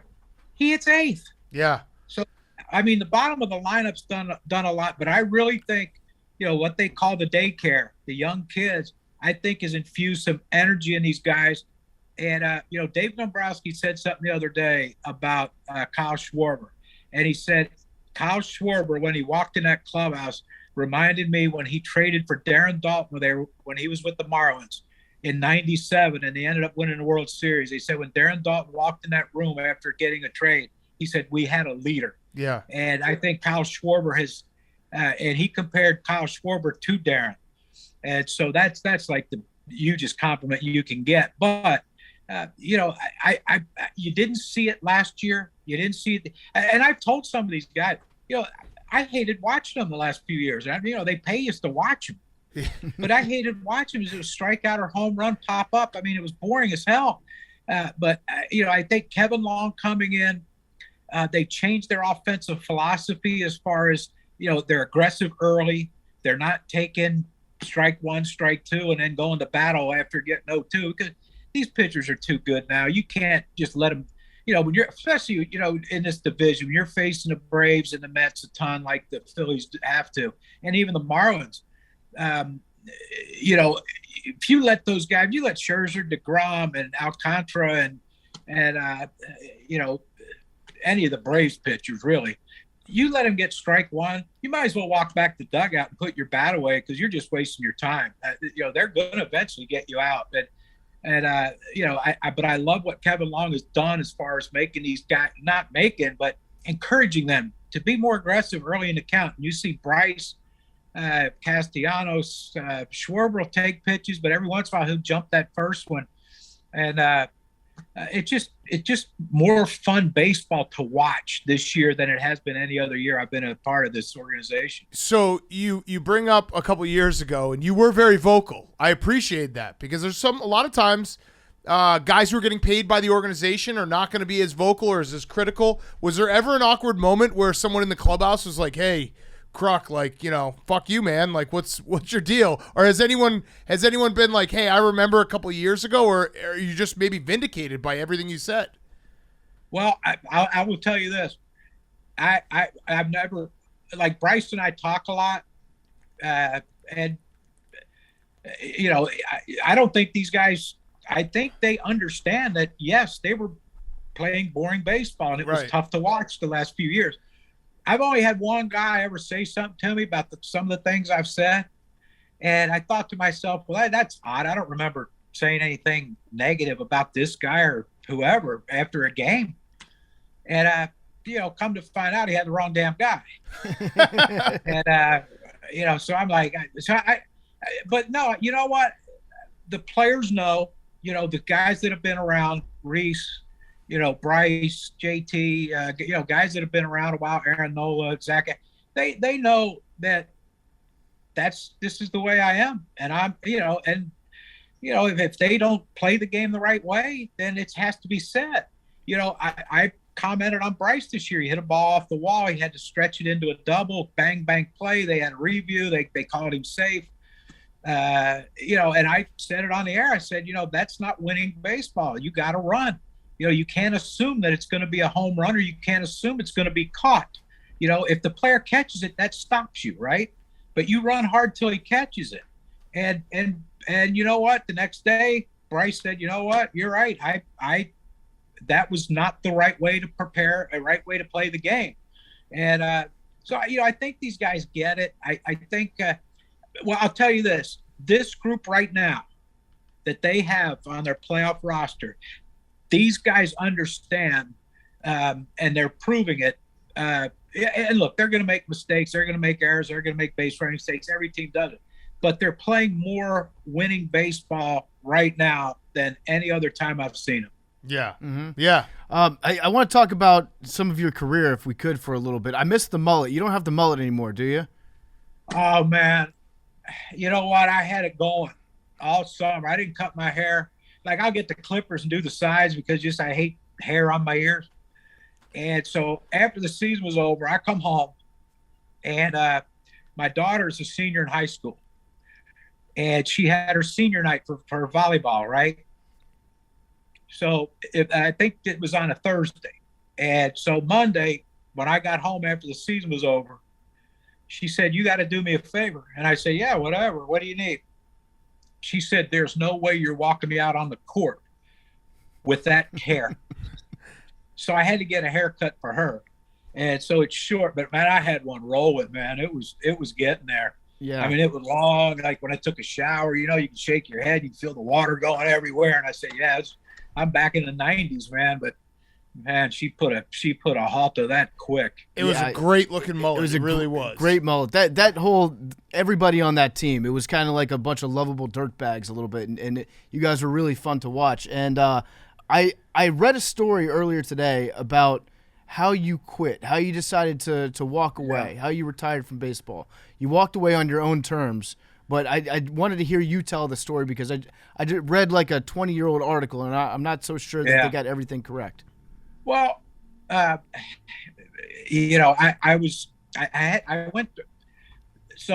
told Jim Abbott, they were talking about trading him, and Jim was our best pitcher. So I told him one day on the bus, I said, hey, this after a few adult beverages, and I probably shouldn't have said it, but I told him, and I said, if they trade you, that means that other guys are going to get traded, and the White Sox are going to be back to a rebuilding phase. And I said, if you get traded, I'm going to retire. Because I had gone to see a doctor, and I knew after the season I was going to have like my 10th knee surgery. And so I went to an orthopedic doctor in Baltimore when we got there, and they did an MRI and whatever. And he said, we have the one more surgery we have to do, but when we do it, you're done playing. Well, prior to that, I had told Jim, and it was Jim, Ozzie Guillen, who I love. Oh, I love all these guys. Kurt McCaskill, Scott Radinsky, and Robin Ventura. So we go up to Jim Abbott's room when we go to, I think we landed in Boston, and Jim Abbott we found out after we got to the hotel that Jim Abbott was traded. So we all go up to his room, we're drinking beer, whatever. And Abby looks at me and he goes, hey, you going to hold true to what you said? I'm like, wow, man, who knows what the hell I said, but you tell me, what did I say? He said, well, you said if I got traded to retire. I said, yeah, screw it. I'm done. I can't. I couldn't hardly move anymore. I wanted to play. I would have loved to play 2 or 3 more years, but with my health and my knees or whatever, I just couldn't do it. So, these geniuses all decided, well, we're going to come up with a plan, a creative way for you to retire. I said, hey, whatever y'all decide, I'm in, because at this point, I don't really give a rat's ass. And so they started talking. They come up with different ideas. They said, how about you just get a base hit, you call timeout, and walk off the field? I'm like, I said, yeah, I can do that. No big deal. So we're in Boston, 3 games, and I'm waiting to get a hit. They actually called up a guy too to take my place. But I had to tell the general manager, Ron Shore, and Terry Bevington was a manager, so I had to tell them what was going on. So they called up this player that was going to take my place as soon as I retired.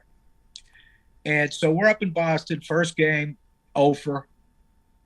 Second game, over. Third game, over. And I'm like, oh crap! So I got to go to frickin' Baltimore. And I was like, man, it was awful. I didn't think I'd ever get another hit the rest of my life, to be honest with you. So I thought, I grew up not far from Baltimore. I know my parents are going to be there. They'll come down to watch the games with some buddies of mine. And, if I can get a hit, I'll just, shit can it and go home with them. Go back to West Virginia. All right? Big move. So Friday, I had lunch with my mom and dad. And I said, hey, I just want to let y'all know, if I get a hit and you see me walk off the field, I'm retired. And my dad's like, it is my dad, perfect. And I guess I can curse, right? Yeah. Shit, fuck. Okay, good. So my dad looked at me, and in his beautiful wisdom that he possessed, he said, well, get that fucker today, because it's supposed to be hotter than shit all weekend, and I ain't sitting out in the hot waiting for you to get a damn hit. And I'm like, wow, there's pressure there. That's incredible. So Friday night in Baltimore, I got nothing. Over again. Well, this poor guy that they called up, I can't remember who it was now. Every day they asked me, hey, today, you think today's the day? Yeah, I wouldn't count on it. Because this guy's waiting to get put on a major league roster. Right. And I'm like, man, I wouldn't count on it today.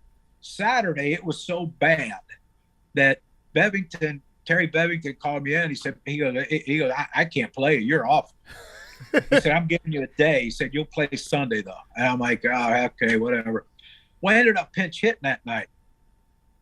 Struck out, got kicked out of the game. I probably would have got suspended, because I told the umpire I was going to find him after the game and kill him, which I shouldn't have said. I don't even know the guy, but, that just came out. So Doug Jones was a closer for the Orioles, and Doug was with the Phillies the year before with us. And so I see Doug, and we're talking, and Doug's like, so how you been? I said, Doug, you've seen me the last 2 nights. And I said, matter of fact, you struck me out. I don't think I swung. I said, when's the last time you've ever seen that? And he said, yeah. He said, yeah, our scouting report said you're struggling a little bit. We're going to challenge you. I said, challenge me? He said, all you got to do is put it on a tee and I'll make it out. So I asked him, I said, who's pitching Sunday? And he said, Scott Erickson. I said, is he a good guy? He said, oh, yeah, he's a really good guy. I said, will you do me a favor? I said, we suck. I can't get a hit. I don't want to go back to Chicago. I want to go home. He goes, what the hell are you talking about? I said, well, if I get another hit, I'm retired. He said, all right. I said, can you tell Scott Erickson to throw me just a nothing BP fastball right down the middle so I can try to get this hit and get the hell out of here? And so he said, I tell you what, he said, I'll talk to him tomorrow before the game. And when you're coming up the bat, look in the dugout, and if I'm tipping my hat, he said, that means he's on board. I'm like, oh man, thank God. Man, I'm in the on-deck circle. I don't see Doug Jones anywhere in the dugout. And I'm like, oh God, I'm on my own. And so I'm walking up, and I'm like probably 5 feet from the batter's box, and I see Jonesy come flying down, right, tipping his hat like this. And I'm like, oh, thank God. And he did. He threw me a BP fastball. I got the dog crap jammed out of me and hit a little blooper over Cal's head for a base hit. So I'm on first base. Now, the only people that know this, that I'm retiring and walking off the field, was, of course, the guys in the room, Ozzie, Kurt, Scott Radinsky, and those guys, and Abby, of course. So the first base coach, Ron Jackson, and Rafael Palmeiro's playing first. Frank Thomas starts coming out of the third base dugout. Frank's going to run for me. Now, first time in the history of baseball, Frank Thomas has ever pinch ran for someone. Yeah. And I thought, well, I can't be this first one. So, Rafi and Papa Jacker asked me, they said, what the hell's going on? I said, oh, I'm done. I'm retiring. And Rafi goes, you're hitting 320. Why not? And I said, yeah, but it's a weak-ass 320, and I can't. I said, it's gotten to the point, Rafi, where when I get on base, I pray someone doesn't hit one in the gap, so I have to run, because I couldn't hardly run anymore. I couldn't hardly move. And I said, I can't keep rooting against my teammates. But I said, 4 or 5 of them came up with this damn idea to get a hit and walk off. So Frank now is doing the stutter step, because he sees me talking to these guys, and he's taking a step out, taking a step back. He looked like someone that does that recording of someone taking a step, moving back, taking a step, moving back. He looked like a cartoon kind of thing.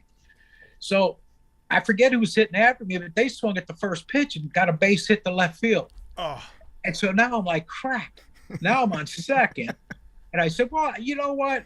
What the hell? I'll talk to Cal. Wish him luck on the streak and all that stuff. And, it's a pleasure playing against him. So Cal and I are BS, and next guy flies out. I go run, say goodbye to Cal. I run to third, right in the dugout, right up in the clubhouse.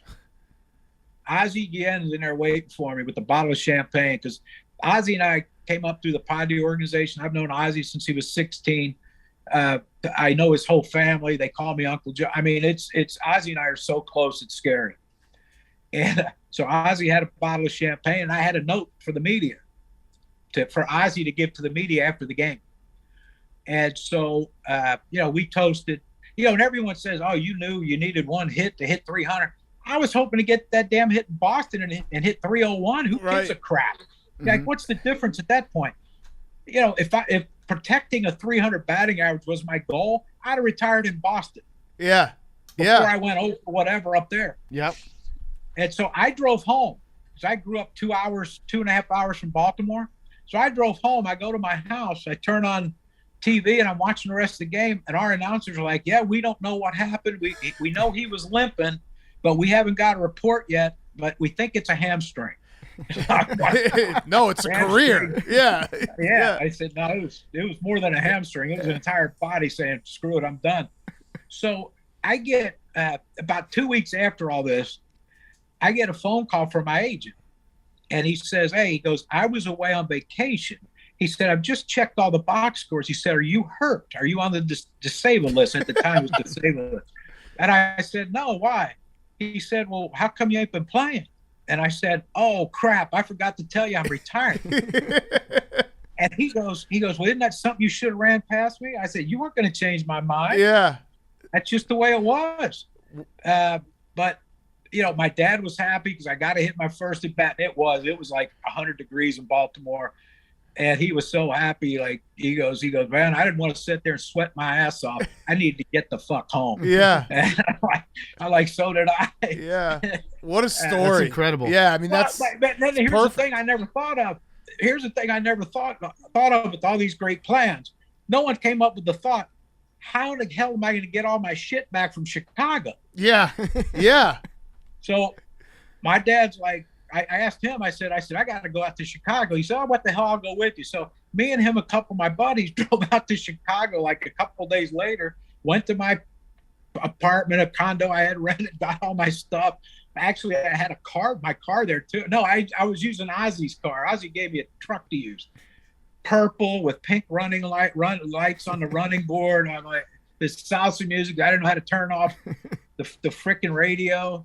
Oh, man, I'm driving through Chicago in that thing, man, and people probably look at me like, what the hell's wrong with this crazy fucker? That's incredible. That's fantastic. It sounds like you knew you wanted to walk away, and and you picked your time and you went out on your own terms. Did you ever regret? Did you ever later on that season you wake up one day, knees feeling all right, and you're like, I could still get out there?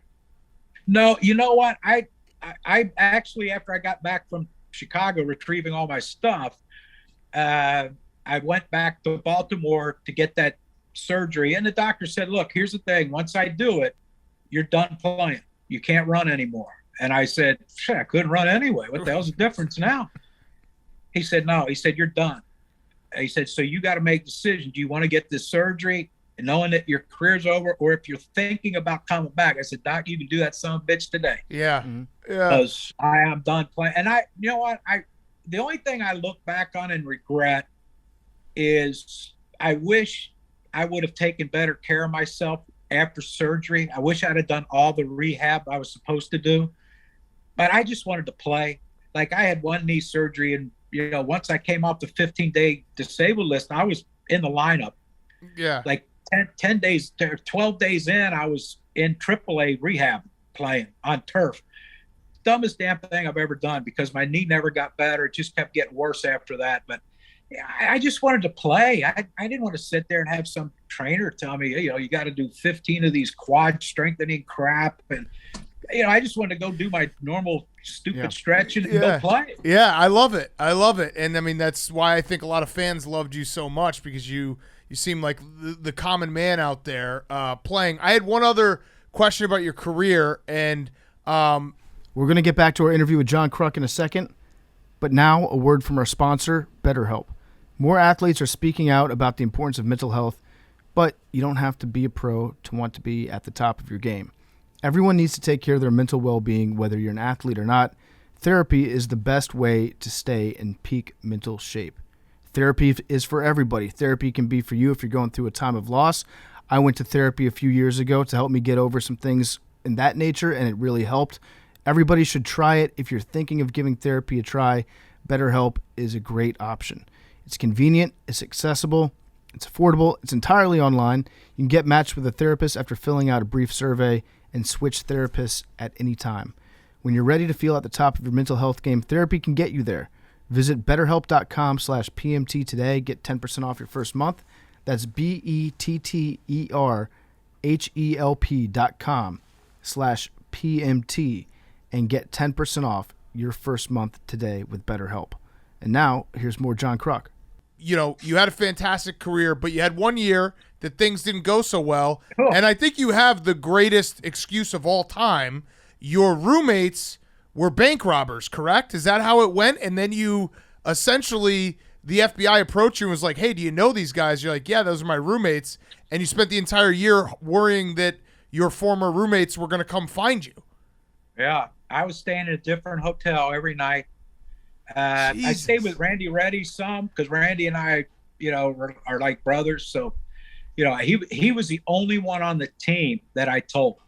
Now, I was really close with Tony Gwynn, but I didn't want to tell Tony or anyone else. I just kept it to myself. But it was scary. The FBI, first of all, these guys in suits come in the locker room. I'm getting ready to go out for batting practice. And these guys were like, hey, we need to talk to you. I said, yeah, sit down. I said, I got a couple of minutes. I got to go out for batting practice. He said, no, you don't. I'm like, what the frick is going on? He said, we got to go in this other room. I'm like, I ain't going to no other room. I said, this is where I talk to everyone. They said, no, this has nothing to do with baseball. We're going in another room. Now I'm like, okay, crap. I pensioned for drinking beer after games. I wonder if I did anything really stupid. And once they showed me their badge, I'm like, oh my God. And I'm thinking to myself, what the hell did I do? Right. Because I've done some stupid things. I just didn't think it was FBI worthy, but who knows? So, they showed me pictures of one of the guys, surveillance or not, hidden camera bank surveillance pictures, And at first I said, no, I don't know this dude. And the guy goes, take a look again. And I'm like, okay, these guys are serious, man. They're not playing. They're not taking my game serious. And so I looked at the picture, and man, and I love this guy, but he had a hat on that said, American by birth, West Virginian by the grace of God.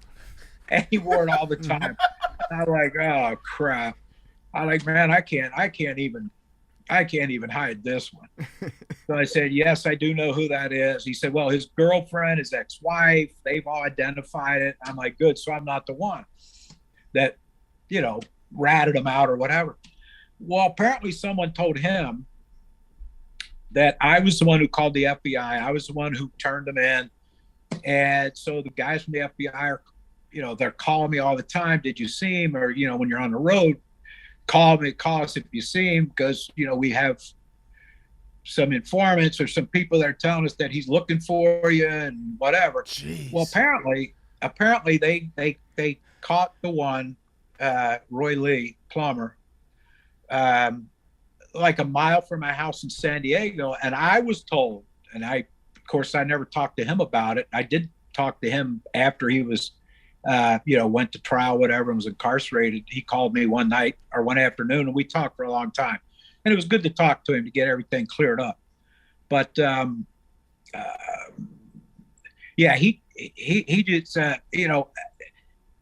was told that he told someone, his girlfriend, ex-wife, or whatever, that after he was told that I was the one who turned him in, that he was going to come out and kill me. Jeez.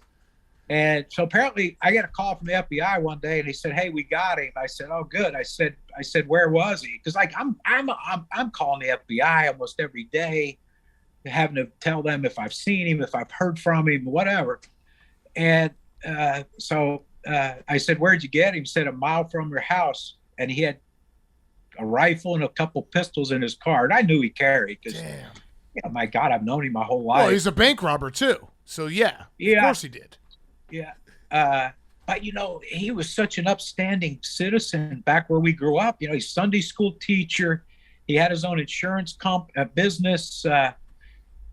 He did a bunch of stuff for people. I mean, he just lost it, and that's what drugs do to you, I guess. I mean, he got hooked on drugs, and he was going to do anything he can to get drugs, which meant robbing banks. So the guy said he caught him like a mile from my house. And like I said, after he was incarcerated, I think he was in Kentucky, 16 years. But then he got out. The weird part, he got out. And my nephew called me, who lived in Fairmont, West Virginia.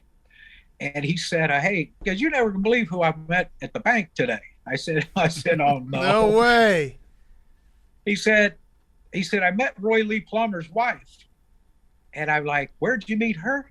He said, she's the bank manager at the bank I bank at here in Fairmont. Well, apparently met this woman, he married her. And, again, he was fine for years. Got off drugs, whatever. When he was in prison, he got to rehab and whatever. And, he was working on his sister's farm, taking care of his sister's farm for her and her husband. And, I really thought he turned his life around, and then he lost it again. And I remember I was driving down to fantasy camp. My mom called me, and she said, hey, Roy Plummer's dead. And I said, what do you mean he's dead? They said, well, apparently he robbed a bank. Cops chased him. They had him. He was on a train trestle tracks, on a little bridge. Police on both sides. He had nowhere to go, and he just killed himself. Damn. So, yeah, it was. It was sad, but he can't hurt anyone. Right. Like he threatened to kill his ex-wife and her kids and kidnap them, and I mean, it was he just went off the deep end again with the drugs and everything, and that just, I felt for him, but then deep down, you're kind of happy that he can't hurt anyone. Yeah. And you had a whole season of living with. I mean, it's a crazy story. It's a crazy, crazy story. A 2-0-3-1 ground out to second didn't bother me, and that's when I knew I was. There was other things on my mind, because normally that's a go up in the tunnel, break your helmet, break your bat type thing. Right. And then Gary Templeton looked at him and goes, "Man, fat boy, why don't you just admit the fact that you can't hit?" Oh God. Man, we got to have you in studio at some point or do this in person because there's a million other Where things. y'all at? We're in New York City. Yeah. Well, I think I get to travel next year to do games. So Yeah, you got to stop in because there's a million other things I want to ask you about. The one last thing I'll ask you about right now though is Mitch Williams, Wild Thing, one of the iconic pitchers of the early '90s, Phillies legend. He saved your life in a way, didn't he? Yeah. Well, he thinks he did. I would have preferred to find out a different way than getting hit in the nuts by 90-something skipping off the wet grass in Los Angeles. But I would have preferred he threw a chest high to me. Yeah. That would have been better than trying to block it and taking one off the goobs, man. It broke my cup, and it was quite large. My right testicle was really large at the time. Hurt like hell too. But I was afraid to go to a doctor because I didn't want them to tell me something bad, so I ignored it. I tried to ignore it all winter too. Like now I'm in the winter in West Virginia. It's colder than hell, and I'm wearing shorts with no underwear. I couldn't wear underwear. I mean, it hurt so damn bad to do anything, like to bend over, to do anything. It hurt like hell, and really got like I would throw up at times because it would hurt my stomach so bad. So I go to spring training. I'm thinking, all right, I'm just going to ignore this pain and fight through it. Well, you're wearing a cup, you're taking grounders every day. I mean, it was freaking brutal, the pain. So finally they said, look, we're going to send you. So I go to a hospital in Clearwater, Tampa, wherever. And they did an ultrasound. They did something else, hematoma, just a hematoma where, nothing, you can't do nothing. So I'm like, all right, whatever. So keep taking anti-inflammatories. I'm like, oh yeah, these things help me. But so I go back to spring training the next day, same thing, field grounders, upset stomach. I go in the dugout, throw up. And so Bill Giles, the owner, Lee Thomas, general manager, said, Bill Giles was the one. He said, listen, he said, we're going to fly you up to Philly. You're going to go to Jefferson Hospital, and you're going to go to the best, whatever, urologist in the city. And we got an appointment, and you're going to go there and get checked because you can't continue going through like this. I said, all right. So I fly up to Philly. I go to this doctor, and the doctor ran all these tests again, probably early afternoon. And he said, hey, he said, all it is a hematoma. He said, you have nothing going on. He said, just keep taking anti-inflammatory. I'm like, man, I think I'm puking because these damn anti-inflammatories having to take, 1 or 2 every damn day. Those things aren't conducive to having a good stomach. So I said, listen, I want you to do the surgery and remove my right testicle. He said, there ain't no way I'm doing that. And I said, listen, we're the defending National League champions. I said, I need to play. So I need you to take this out because I can't play like this. And he said, I tell you what, he said, go for a walk, go have lunch or something, go for a walk. And if you feel this strongly, then I'll do it. I walked out the hallway, walked down the hall, you turned back. I said, Doc, let's fucking go. Jesus. And so he said, all right. Well, this is when you've lived a really screwed up life. So I get the surgery, right? I'm in the hospital next day, next morning. Well, that night, a young doctor came in, and he said, surgery went well, everything's fine. I said, so I'm good? He goes, yeah, you had surgery, went good, everything's good. All right, good. I'm thinking, all right, maybe it was just a hematoma thing. And but then I asked, I said, did they put like a prosthetic in, like a marble or something, so my weight distribution's okay? And they said, no, we don't do that. I'm like, oh shit. So I used to be lopsided for a while.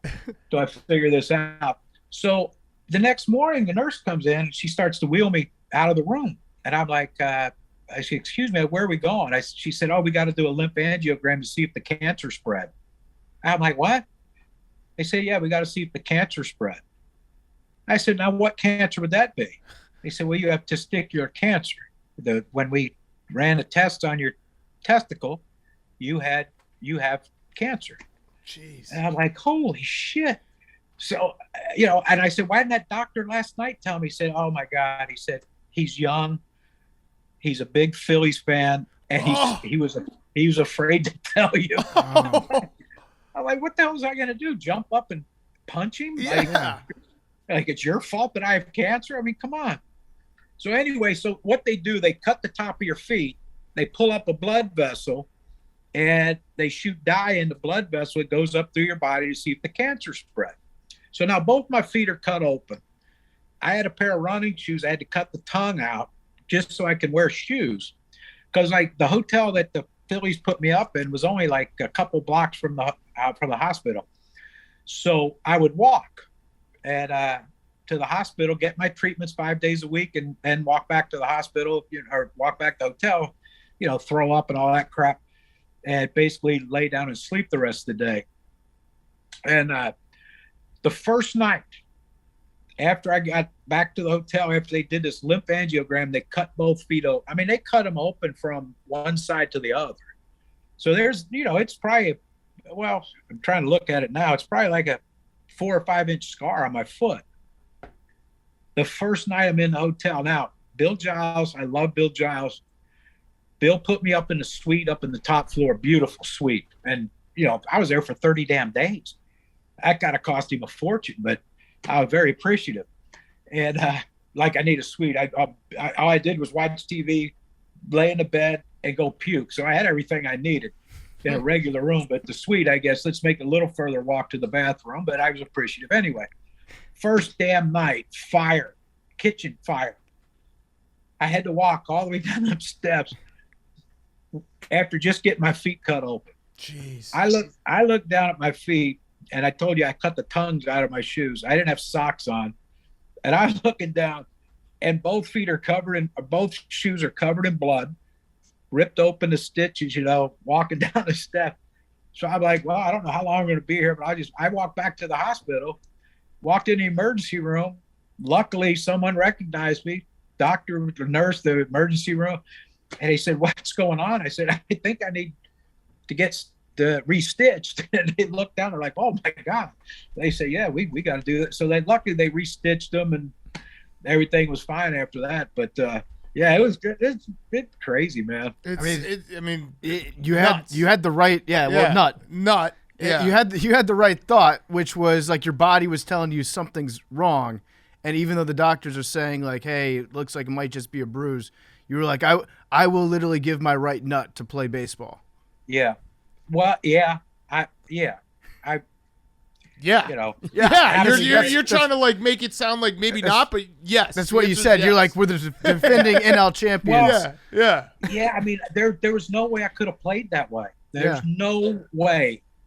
And I knew it wasn't going to get better. The problem is because I waited, because doctors told me it was just a hematoma, and I waited. After they did that lymphangiogram, I did have swelling in my cancer spreading in my stomach. So I had to do, instead of 20 radiation treatments, I had to do 25. And so that was because I waited. But I missed the first 6 games because the team was on the road. I had to stay and get treatments. And I remember the home opener. We got our National League Championship rings, and they weren't going to let me play. Game was at like 1, I think. And like at 11:45, 12 o'clock, they still weren't going to let me play. So I had my cancer doctor call Jim Fregosi and Lee Thomas in Jim Fergosi's office and say, look, he can't get hurt. If he feels like he can play, he can play. So they looked at me and they said, "What do you think?" I said, "I already told you, man. I want to play." I said, "We didn't have a great road trip. I had to watch these damn games on TV. I want to play and try to make a difference." They're like, "All right, screw it. You're going to play." I'm like, "Oh, probably the dumbest decision I've ever made in my life," because I felt after like the first 2 or 3 games, I felt like death because I was getting radiation treatments in the morning and going to the ballpark and playing. That's crazy. It was stupid. Yeah. People say, what were you thinking? I said, well, I wasn't. It's not a strong suit of mine, putting the brain to use. But it was the dumbest thing I've ever done, trying to play while getting radiation. I should have waited another couple weeks and come back healthier and stronger. And, probably been a bigger help to the team than playing like the way I was trying to play. Feeling like I was feeling. Well, again, that's why you're probably a fan favorite, because of all these stories and legendary career and look, and congrats again to your Phillies for being in the World Series. Yeah. Everyone check out Krucky. He's on NBC Sports Philadelphia. I agree with PFT. We have to do an extended interview with you in person sometime. We'll have you on. We could do 2 hours, 3 hours. You just telling us stories. Yeah. I'm in. Okay. Well, man. Yeah. So next year, I don't even know the schedule of Philly, but if they come to New York, I'll come to New York. Beautiful. Sounds great. And we'll do it. And you just name the date, and we'll set you up. In the middle? Yeah, you could sit on the bench press. You have to bench for us. No, I can't lift weights. I used to go do the skeet shooting thing every year with Tim McGraw for the Tug McGraw Foundation.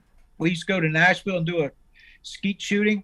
I shot the shotgun once. Now I've had this shoulder reconstructed 3 damn times. It's not even my throwing shoulder, but it's from diving on the turf, for ground balls and fly balls. At the vet, yeah. It did ruin my shoulder. I tried to shoot. Oh my God, the pain. So I said, screw it. So me and my Nashville. Well, he lives in New York, but he does security for Tim. And so he's everyone in the Tug McGraw Foundation now calls him my New York wife, because we just hang out the whole time. We drive around in a golf cart and mess with everyone. Funny story, real quick. Joe Montana shooting one year, and Joe Montana is a perfectionist. So when he knew he was going to do that, he built a skeet shooting thing on his property out in California to practice so he wouldn't embarrass himself. So we stop and watch him shoot, pull. God, killed it. Cool, killed it. 4 out of 5. The 5th one, he yelled pull. He had to miss that thing by a damn mile. So after he's done, I'm like, damn, Joe. I said, them first 4, you were locked in. I said, what happened on the 5th one? He said, John, he goes, I've had so many damn concussions and so much brain trauma. He said that now I have issues with my eyes.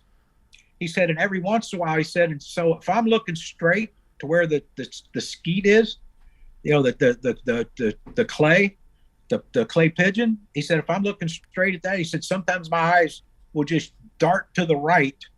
And he said, that's what happened on that last one. He said, I shot where my eyes were looking. I said, man, thank God no one was standing. Yeah. But he said every once in a while, because of the nerve damage in his eyes, he said, my eye will just shoot to the right. And he said, that's what I see. So I'm like, oh, dear God. And you got a shotgun in your hand. Yeah. That's a good point. All right. Well, Krucky, thank you so much. We really appreciate it. We're big fans of yours. And, let's do it in person. And best of luck for the World Series. I think most of America's rooting for the Phillies. So, have fun with it. Yeah. As well they should. Well they should. Yes. All right. Well, thanks so much. All right. Thank you, guys. John Kruk was brought to you by our great friends over at Manscaped. Have you ever tried to trim your balls and it turned into a Freddy Krueger film? Well, luckily Manscaped is here to save the day and make sure that you're feeling your best in your costume. Unlock your confidence with the Performance Package 4.0. Inside, you will find the holy grail of men's grooming items. It includes the Lawnmower 4.0 with all-new skin-safe electric trimmer, the Weed Whacker, it's got the ear and nose hair trimmer, the Crop Preserver with anti-chafing ball deodorant, the Crop Reviver with ball spray toner, and the Magic Matte disposable shaving mats. Get 20% off and free shipping with the code PMT at manscaped.com. That's 20% off and free shipping with the code PMT at manscaped.com. Say trick or treat to your beautiful new Halloweenie with Manscaped. Now here's Jake Arrieta. Okay, we now welcome on our good friend, colleague, former Philly. Well, I just want to say that on your Wikipedia page, There your it is. picture is you in a Phillies uniform. So maybe you are remembered as a Philly. Okay. I don't know if somebody, because can't you alter and edit anybody's Wikipedia page? No. It's like, oh, I thought it was like a free for all. Yeah, mine says So I'm 5'3" right now. So yeah, that's definitely fake news. That's off. So it is Jake Arrieta. He's our good friend, colleague. Like I said, go download Starting Nine, our baseball podcast on Barstool Sports. Philly alum, Phillies alum, getting ready for the World Series. I don't know where we want to start. Actually, you know what? Hey, are you still talking with some of the guys on the team, on the Phillies team, and what is the vibe that you've picked up off of what they've been able to accomplish this October? Man, I think it starts with, well, let go back to like June, July, you know, when they were struggling, their third place in the NL East. It looks like, you know, the Mets are going to run away with the division. Atlanta starts to creep in. Nobody's even really talking about the Phillies. Harper breaks his thumb. He's out for a number of weeks. And it just kind of seems like they're going to end up finishing third, not make it in the postseason. And then the trade deadline, they bring in Brandon Marsh, Noah Syndergaard. And it looks like pieces that aren't very sexy pieces, but it's starting to get the job done. And they start playing great baseball. And the next thing you know, they find themselves in the wild card spot against the St. Louis Cardinals. And everybody, you know, thought they might go in there and be competitive. But ultimately, you know, we had Smitty on one of our live streams, and, you know, game one wasn't going very well for them. Looked like they were probably going to lose that game. But they find a way to battle back with Helsley on the mound. And they beat them, you know, 2-0. And their confidence and the momentum just keeps building and moving forward. And then they go into the next series against Atlanta and just play extremely well. And for whatever reason, and there's a number of reasons, you know, you have Rob Thompson, who took over as a manager. He's now going to be their guy for at least a couple of years, hopefully more. Everybody's rallied around him, and their star players are performing just at an extremely high level. And I think that's what's going to have to continue for them to have any shot against the Houston Astros, because of just how good they are. I mean, they're unbeaten in the postseason. Yeah. We know how good they are. So, I mean, it's going to take the best effort from everybody in that lineup and on the pitching staff, and really even to have a chance to beat the Astros. It's crazy you mentioned, by the way. I like totally, because it's, you know, October, there's so many sports on, so everything becomes a blur. But without that Cardinals meltdown in that first game, like, the Phillies could have been out. You know what I mean? Like, that game, if the Cardinals just don't absolutely piss down their leg and they win that first game, we could be talking about a completely different team in the World Series here. And that's credit to the Phillies for, like, always hanging in there and always sticking around where they pounce on these opportunities that other teams haven't been able to. You're exactly right. And I think that's what has kind of propelled them into the position they're in to even have this opportunity. Like you said, they very well could have lost that game. And you kind of expected a team like the Cardinals, especially at home, to kind of shut that shit down and kind of roll into game two and probably finish off the series. But it didn't go that way, and it's just continued to, like, move in a positive direction. And everything, not that it's luck, but it seems like everything that can go right has gone right for the Phillies. And you got to give a lot of credit to them in that Padres series and even the Braves series. They were at a deficit, you know, many times throughout that series. And I think that both of the series appeared to be way more competitive and balanced than they really were. I mean, they won both series pretty handily, but that Padres series was back and forth. I mean, lead changes left and right, but they didn't. They never got down on themselves, and their star players continue to step up. I mean, Hoskins with home runs, obviously Schwarber. I mean, Harper, the biggest at bat of his entire career. I mean, he comes through in a way that, I mean, you can't even script something like that. But you just had a feeling like this guy's going to come through in this moment. I mean, JT gets the big hit to start off the inning. They don't bring in Josh Hader to face Harper, which I think was a huge mistake. Even though Suarez had pitched extremely well, it's like you have the best left-handed guy ready in the bullpen, and he's on fire. He's pitched extremely well in the postseason, and you don't bring him in to face Harper. Yeah, right. So, Fortunately they didn't for the Phillies, and it worked out.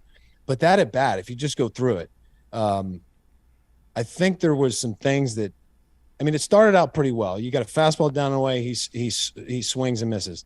Fastball up and in, a great move there. Fastball away for a swing. Fastball up, fouls it off. Fastball down and away, he fouls it off. Then they threw one changeup that he took extremely well, and then he goes back to the heater. But again, I mean, he could have popped up. He could have struck out. I just think that San Diego didn't necessarily handle that situation the way they should have. Yeah, the 6-out save is always something that you hear about more often in the playoffs. So from a pitcher's perspective, what is the actual tangible difference as you're coming in for 6 outs instead of 3? It doesn't seem like that much more, right? Maybe like 5 extra pitches per bat, maybe 15 to 20 extra pitches that you have to throw. But from a closer perspective, like what happens to your stuff at that point? Well, I think in that moment when you're in Game 5 of the NLCS, I don't think anything happens to the stuff in that moment.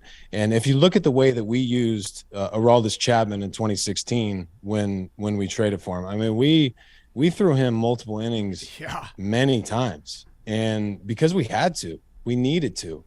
And if there's ever a situation to do it, even though Josh Hader isn't accustomed to getting 6 outs, I mean, he's pitched 1+ before. So like I said, like you win or you go home. So if there's ever a situation to do it, I mean, that's the one. You know what I mean? What about as like a starter when it's I love when it's all hands on deck. When it's like, hey, every arm. You've been in those situations where they tell you beforehand, and how do you change up your entire routine? Because that's such a foreign thing for a starter to go into a high leverage playoff game. It is, but I threw Game 6 of the World Series in 2016, and I don't remember how many pitches I threw, probably around 100. And I had a conversation with Joe and said, I'll be in the bullpen for Game 7. And actually got warmed up at a point late in the game. And you kind of know what bullpen guys do, and you have an idea of how to handle it. The most important thing is just not being accustomed to getting your body ready that quickly. So what do? Every couple of innings, you get up, you stretch out a little bit, maybe you hop on the bike, you toss around a weighted ball, you do some bands. So it's not, it might be foreign in a sense because you're not accustomed to doing it. On a daily basis, like the bullpen guys are, but we know how to do it. Yeah. You have an idea of what that routine looks like. So you just fucking do it because that's the only option. I like that. How sore is your arm on 0 days rest? Yeah. It depends on the stress, how stressful the pitches are. Like number one, like if you go out there and you cruise through 7 innings, you maybe scatter a couple hits. But there's really at no point in the game are there multiple guys in scoring position. The bases are clogged, where you have to like really bear down, and the effort level is much higher. Because if you're cruising, man, you could come to the ballpark the next day and feel like you could pitch again, and then on the flip side of that, you can come to the ballpark and feel like you got hit by a truck. So it's all different. But at that point in the season, at this point in the year, everybody's banged up. Nobody feels great. You're kind of running on fumes and adrenaline and caffeine. So you have to understand yourself. And like if I was in a position where I didn't feel like I could help the team and put myself in a position where I wasn't better than the next guy, I would have said, look, Joe, like I'm probably not a good option for us tonight. But I was able to get myself in a position energy-wise and adrenaline where it didn't really matter how I felt, like I was going to be capable if I was needed. What about so let's talk about the Astros. Like you said, they are undefeated in the postseason. it's crazy how embarrassing they've made the Yankees like feel and look, because they've just every time they match up in the playoffs, the Yankees look like absolute nothing compared to them. Well, they opened the roof. They opened the roof. Put an asterisk on that. What about if you're a pitcher? Yeah, how dare them? Yeah, how dare them? If you're a pitcher on the Phillies staff and you're going up against this lineup, what's the reason why the Astros, like what part of that lineup or what combo is it that makes it so difficult to pitch around? There's really no breaks in the lineup. And this is no disrespect to Maldonado, but he might be the only guy who you can get away with multiple mistakes.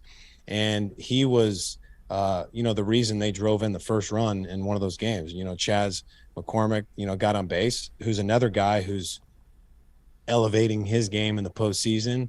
And shocker, that's just what the Astros are notorious for, is finding these guys like Jeremy Pena, who's from Rhode Island, a third rounder that nobody even really knew about. Now he's one of the superstars of the postseason, turning himself into, I don't know if we can technically call him a star yet, but it looks like it's going in that direction. If you can perform at this level, this consistently, and when games mean this much, I mean, there's a 99.9% chance this dude is going to be absolutely legit. So, yeah, ALCS MVP. Like, that's all you have to say. Wild. Yeah. I mean, and Cortez he strained his groin to a certain extent in that game. But that 3-run homer, that's just an absolute dagger for the Yankees. And to do that on the road as a rookie and time again, he hit the solo homer against the Mariners in that 18-inning game, which won him the ball game. So it's not just like a single here and there where he's getting on base for like the boppers, like Tucker or Alvarez or Bregman. Like, he's doing damage. So you combine that, Chaz, and you combine Pena with those huge guys in their order like Bregman and Alvarez and Altuve. Look how cold, so to speak, Altuve's been.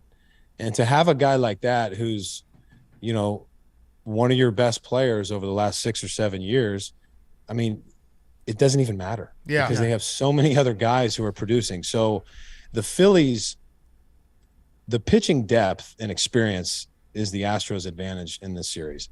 But it almost evens itself out with, the Phillies being in a position where they have nothing to lose. They've gotten this far and they've continued to produce. And I mean, I can't imagine how electric that clubhouse is, and just like the vibes amongst the dudes with what they've been able to accomplish. So, I mean, you can't count them out. I mean, they're 9-2 in the postseason, which is extremely impressive.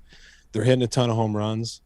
Schwarber and Harper, I believe, were hitting 400 in that series. Hoskins had multiple home runs. JT's on base.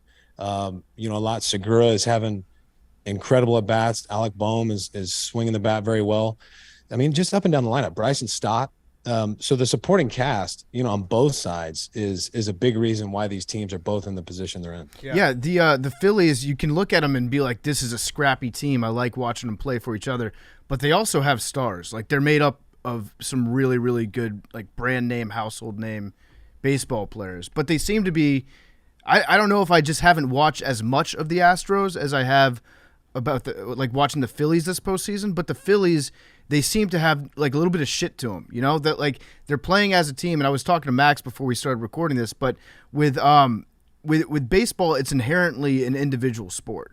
Most of the things that you do at any given time, with the exception of defense occasionally and, some hit and run stuff, but most of it is just one guy versus one guy. But with the Phillies, it seems like there might be some team cohesion that's kind of making the sum of their parts greater than the individuals. What does that look like when a team has gelled and they're close on the field, they're close off the field, and what actual differences can you see in how they play during an actual game if they're close-knit? Yeah, it's a good question, man. And I think that this is something Thompson has alluded to, the players have alluded to throughout the course of the postseason. Their ability to bounce back and be resilient. That's the term that they've all been using. And that's very true. You have to be resilient in these types of games, because you're not always going to you're not going to always score first and maintain the lead throughout the entire game. There's going to be a lot of lead changes. But I think and you can't, there's no stat for this. It's hard to quantify, but the relationships that are developed amongst the players on a personal level, getting to know, and it sounds cliche, but getting to know your teammates away from the field, their families, their kids, you pull for each other much harder when you care about each other in that kind of way. So, and I know these guys are extremely close, and I think that's just what it is. You want to, if a guy punches out with 2 outs or the guy in scoring position, that next guy so desperately wants to drive that run in, or he wants to put together a great at bat. Or if the starter doesn't, necessarily have the outing he wanted to have, a guy comes out of the pen and gives the team 3 or 4 innings to bridge the gap, keep the team in the game, and hand the ball to somebody at the back end of the bullpen. And I think that's what we're seeing here, man. I really do. I was a part of that on multiple teams with the Cubs, and this team looks no different. Yeah. So one thing we always talk about with like in football, guys get to the Super Bowl. Super Bowl is faster than any game. That's what everyone says. That first, first quarter and then the halftime, everything's off. Is there a difference between the DS, CS, and then getting to the World Series? Is there a vibe change in the clubhouse? Like, what does that step up look like? And what maybe from experience, or a story about how it felt walking into that game one of the World Series? Well, I don't necessarily think the pace of this game is going to be sped up for these guys on either side, especially the Astros. Yeah, they've been there. Six division titles in a row, 6 ALCS appearances in a row, 4 World Series, or 2 World Series in the last 4 years. Like, it doesn't even really make sense that they've been able to do what they've been able to do. But I think for the Phillies, playing postseason games in Citizens Bank Park for the first time since 2011, maybe 2012, like, that crowd has already been as electric probably as they can possibly be. So they know what that sensation's like. They know what it feels like. And I don't, Minute Maid isn't going to be any louder than Philly. So they've already experienced what that noise level is going to look like. So I think they're in a very good position to be able to handle that. But there is a slight shift in what the game feels like from, wild card, DS, CS, World Series. And I think that, they need to respond and strike first. If they can strike first, like they were able to do the first game in Philly against the Padres, Schwarber led off the game with the home run. Like, not saying that has to happen, but if you can strike first against a team like the Astros, that just that's something that just gives you like that added energy. Like, we can beat these guys. We can beat these guys. But if you're playing from behind early and often against a team like the Astros, it doesn't take a genius to figure that out, but I think that's where the Astros really kind of put a clamp on this series and gain control. Right. If they get dominant starting pitching, and they score first, it's going to be a really difficult series for for the Phillies. But if you can get, I think Aaron Nola is probably going to start game 1. He'd be on 8 days rest, and you probably don't want him to go much further than 8 days. He's been probably throwing a sim game here and there in bullpens, but I like Aaron Nola game 1, Wheeler 2, Ranger Suarez 3. And if those guys give you depth and you don't have to get to guys like Connor Brogdon or Bilotti or Falter in the middle innings, then the Phillies really have a shot. But they're going to have to get length from their starters. Yeah. What about from a pitcher's perspective, if you're in the middle of a game, and especially during a World Series game, a real, this is the kind of stuff that you dream of playing in when you're a kid, and you can tell, okay, I don't have necessarily my best stuff right now. The manager comes out to talk to you, and in the back of your head, I can try to gut this through, but I'm not at 100%. How do you wage that internal battle? Because I feel like every pitcher just wants to tell the manager, leave me in, I got this. Let me get out of this jam I got myself in. So how do you balance being honest while also being competitive? Well, it depends on why you're saying you don't have your best stuff. And remember, at this point, you shouldn't expect to get out of bed and get to the field and warm up and feel perfect. I think guys are used to that and accustomed to that at this point in the season. If your command is off, I mean, it's probably evident by the at bats that you've kind of, as a starter, if you're always behind the count or you're not able to spin your breaking ball for a strike, and I don't envision that happening with, either one of the top three guys for Philly. And Wheeler's already shown it. Nola's shown it. He had a tough one his last go around, against San Diego. Ranger came in to close the last game against the Padres. Thompson has continued to talk about their heart rate and how nothing really phases those three guys. And I've been around them a lot. And you barely even know they're there. They're going about their business. They're quiet, but they're amazing teammates. And when they get in between the lines, it's like those guys are ready to fucking go. So I think the only reason you may see something like that is maybe it's a mental thing. Like if a guy is just not able to handle the moment, it's not necessarily about the stuff or how he feels. Maybe the moment could be getting to him. But I don't envision that happening from anybody on either side. But to answer your question, I think that's what it would be. Like if you are telling somebody on the staff that, I just don't have my best stuff, that's in your head. Yeah. So what about Dusty Baker? So manager of the Astros, from your experience one-on-one with Dusty, how is he getting his guys ready for a series like this? I don't think he has to do much. I really don't. I think that this is just kind of another day at the office for these guys. And it's so wild to say that. There's many players never get an opportunity to play in October that play for, 5, 6, 7+ years. And these guys, and it's not by accident. It's not by chance. It's not by luck. It's by, and you got to give the organization a shit ton of credit for being able to put this type of group of guys together. Having some nice free agents, but being able to develop this many guys at the same time. So I think Dusty's job is really easy. And, you hear Bregman, talk after, they beat the Yankees in the CS, and just everybody has such high praise, for Dusty.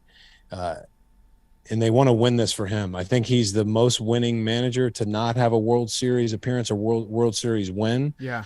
So, I mean, they're doing this obviously for themselves, for them and their teammates, but for Dusty. And when you have a guy that's your leader, your manager, that you want to win and that you would run through a wall for, I mean, that just speaks volumes for the type of guy that Dusty is. And not to mention, I mean, these gloves, I can't get over the gloves. Yeah, I don't, I mean, he looks like he's about to cook some ribs. That's like whenever you see like a rib video, yeah. Yeah, or he's marinating like a pork shoulder to put in like the crock pot. I've done, I got a box of gloves in the kitchen for moments like that. But he's the man. I mean, and they want to win this for Dusty. So it's almost not fair because America wants to root against the Astros, but then they did a very smart thing by hiring Dusty Baker. And having COVID. And also going to Wuhan, infecting a bat, and then flying back overseas and spreading it. Yeah, it's all fucked, man. Well, don't you think that like this will finally, if they win the World Series, this kind of finally puts to bed the cheating scandal in like 17? I'll go one further. I think it already is put to bed with the fact that they've been to the World Series. Like the run of success, the sustained run of success that they've had. If it had been just a 1 year and they never went back to like deep in the playoffs or anything like that, we would have stuck with it forever. And it's still fucked up. I'm not excusing them, but it's clear that they're a really goddamn good baseball team and organization outside of the cheating scandal. So I have one last question. It's a rollback question. Promo code TAKE, 20% off your first purchase. Q-Zips, hoodies, polos. Promo code TAKE, rollback, RHOBACK.com. Also the new joggers. So give us your pick because I think most of America is kind of in a similar spot where we're rooting for the Phillies, but if I had to go with like your life is on the line, the Astros are an absolute machine. Yeah, I mean, it's very hard to go against the Astros, and the reason I'm going to do so is because I have ultimate faith in Wheeler, Nola, Ranger Suarez, the back end of their bullpen, and the best player on the planet right now in Bryce Harper. Guys like Schwarber, Hoskins, Realmuto, Stott. Like I think that this is just the team that really has the ability to get the job done against this Astros team. I don't think anybody else would have. I think that what they've gone through, how they rallied towards the end of the season, just the momentum. It's like a snowball rolling downhill, and this shit doesn't seem to be stopping yet. So I think this series goes 7 games. I'm going to pick the Phillies to win it in 7 on the road in Houston. Astros they're not going to roll over. Obviously, it's going to be extremely difficult. I think, they're going to lose a couple tough games in the series. It's going to go back and forth. But as hot as they are now, and what happened against the Braves and how they handled, San Diego the way they did, and watching San Diego go through the Dodgers, Phillies believe they can beat anybody. Yeah. In this series, man, it's the perfect fit. I don't think the teams have met in the postseason since 1980.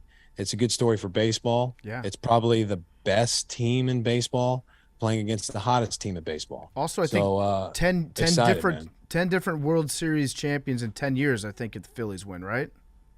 Yeah, and this is Harper's first appearance in the World Series. Yeah. He's the best awesome. player on the planet.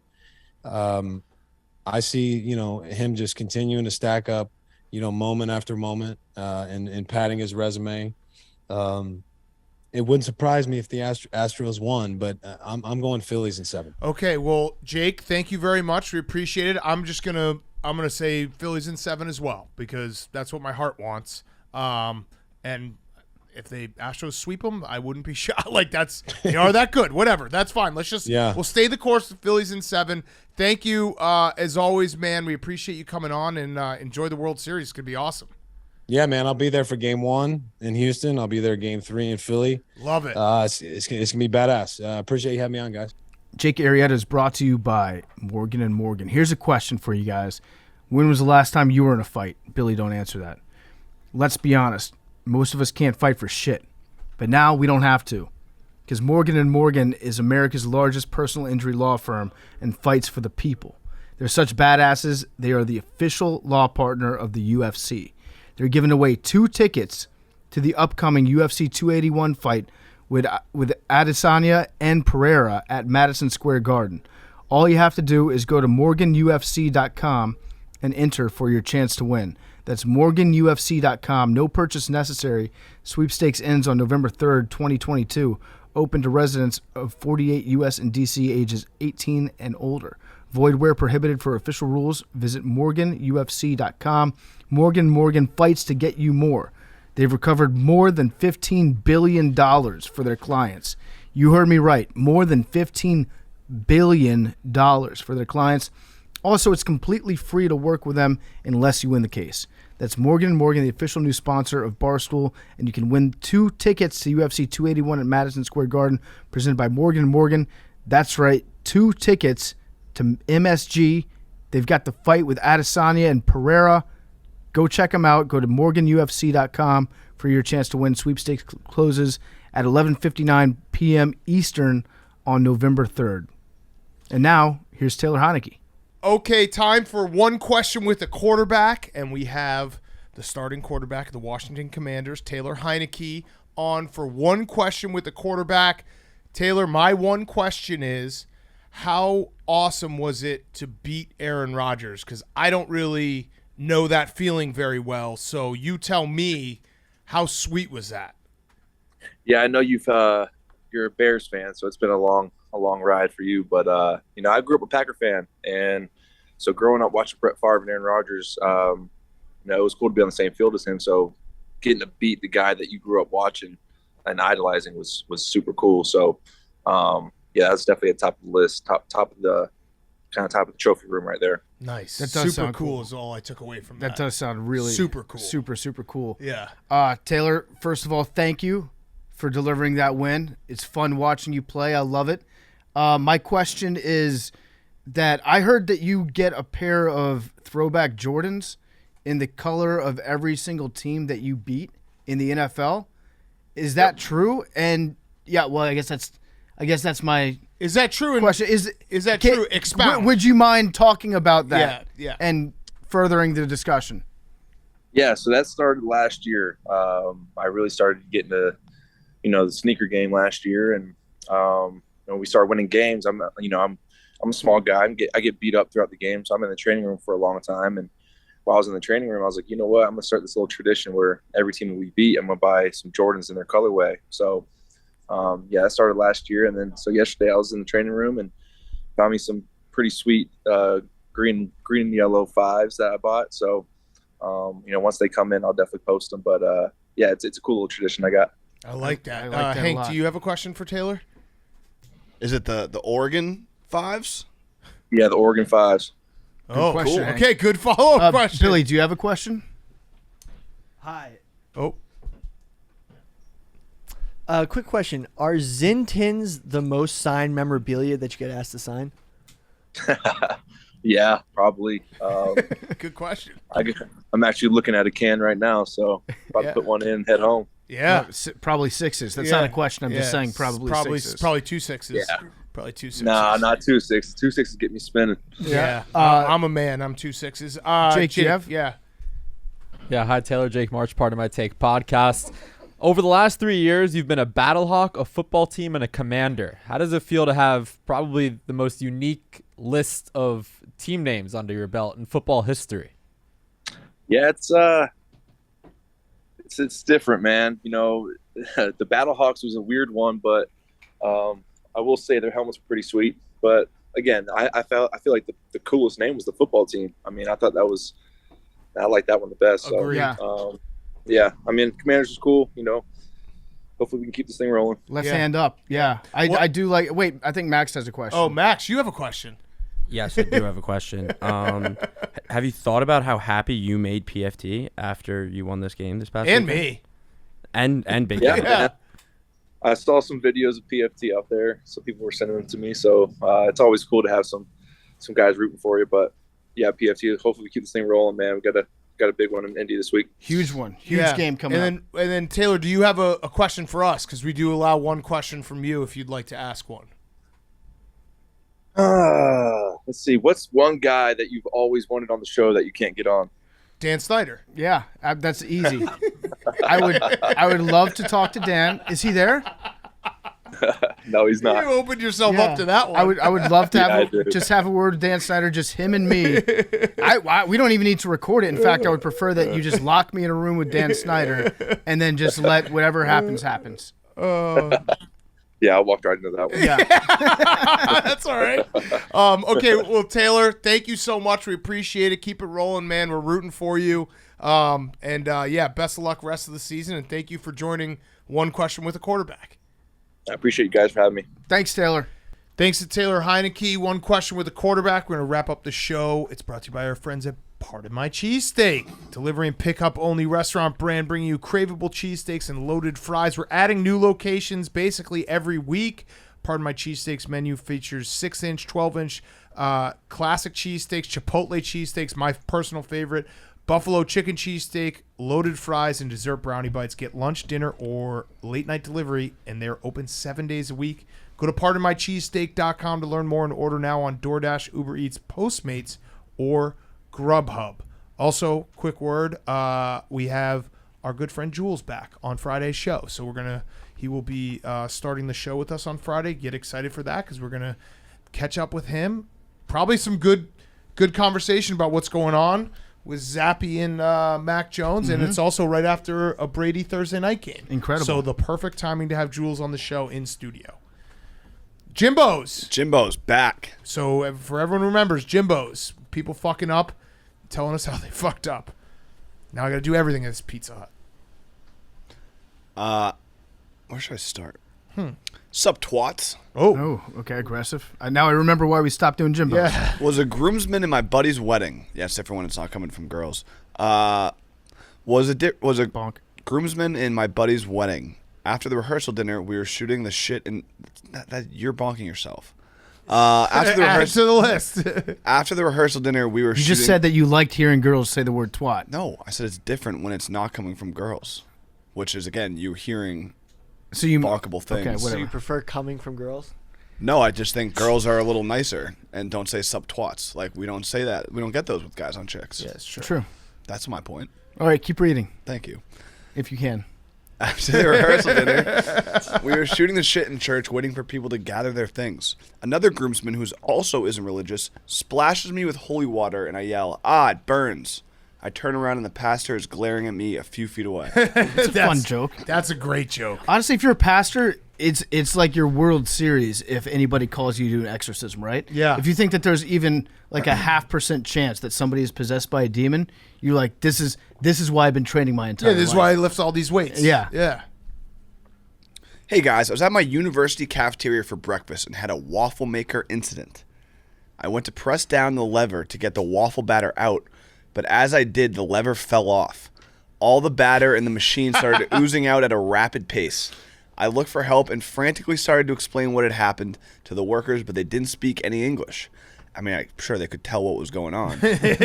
After that didn't work, I grabbed a bunch of napkins and covered the entire waffle maker table with them as the batter was starting to get on the floor. I love this visual. I calmly walked out of the cafe and Yeah. have not returned since. Yeah. It's been 5 days and I can't keep living off of Pop-Tarts and Chick-fil-A. Is it safe to return? I think there are certain things that happen where you just have to walk away. And I know that sounds like a terrible thing, but there's like, for the most part, you should try to help a mess that's made. But like that one seemed like it was out of control, and you probably going to make it worse. Yeah. I don't know. Like you could probably go back. Yeah, and like a fucked up waffle maker, you don't know how to repair that. Yeah. You probably would have just made it worse. I think that's what the situation, like if you find yourself in a situation of your own creating, Yeah. that's gotten out of hand, if there's any possible way that you can help rectify that situation, you should try. But there are a lot of times when it's like, oh, this toilet's overflowing. Well, I don't have a plunger. I'm just going to make it worse if I try to do something. Right. Or like if you drop out. drop a bottle in a grocery store, your job is you have to alert someone. You have to be very remorseful. But for the most part, they're not going to be like, hey, can you help me clean this up? Because then you get hurt or something like. So there's those situations. You just got to show the correct amount of remorse, alert the authorities, and kind of get out of the way. Also, it's not your fault that the handle broke. Yeah, that's true. Those waffle makers, they should be sturdy enough that you should be able to close it. Maybe you were getting reckless with it. How much waffle batter was in there? Like, yeah, it sounds like he was making a giant waffle. it was like maybe. a soft serve machine. Well, no, he was going to take it out. Right, but it sounded like it just kept on coming out, Yeah. which is a very funny thing to think about. Well, it was enough waffle batter for a university. Yeah, that's true. Oh, so okay, now I get it. It wasn't the actual waffle maker handle that broke. No, it was, it's like a it water was tower. it was just It was like the spewing draft waffle of beer. batter. Yeah. Yeah. I would have just laid down underneath it and just had it all go into my mouth and just ate waffle batter all day. Fucking love waffles. The best. I had some tension building with this girl.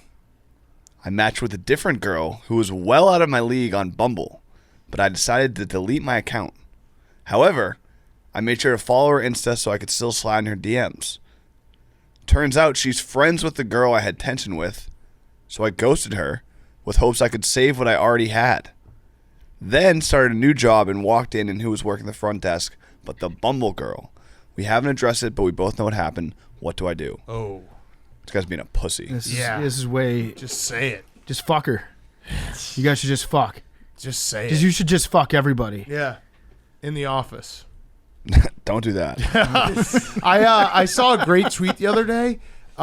It was like instead of like high school or college reunions, there should just be reunions for like all the coworkers you liked at your shitty jobs. How great would that be? Mm-hmm. Like, because those are people you just never see again. Yeah. It's like those are actually people you like. You care about them. Yeah. All right, a couple more. This one's a lot to dissect. I'm finally watching Game of Thrones for the first time. I know I'm way behind.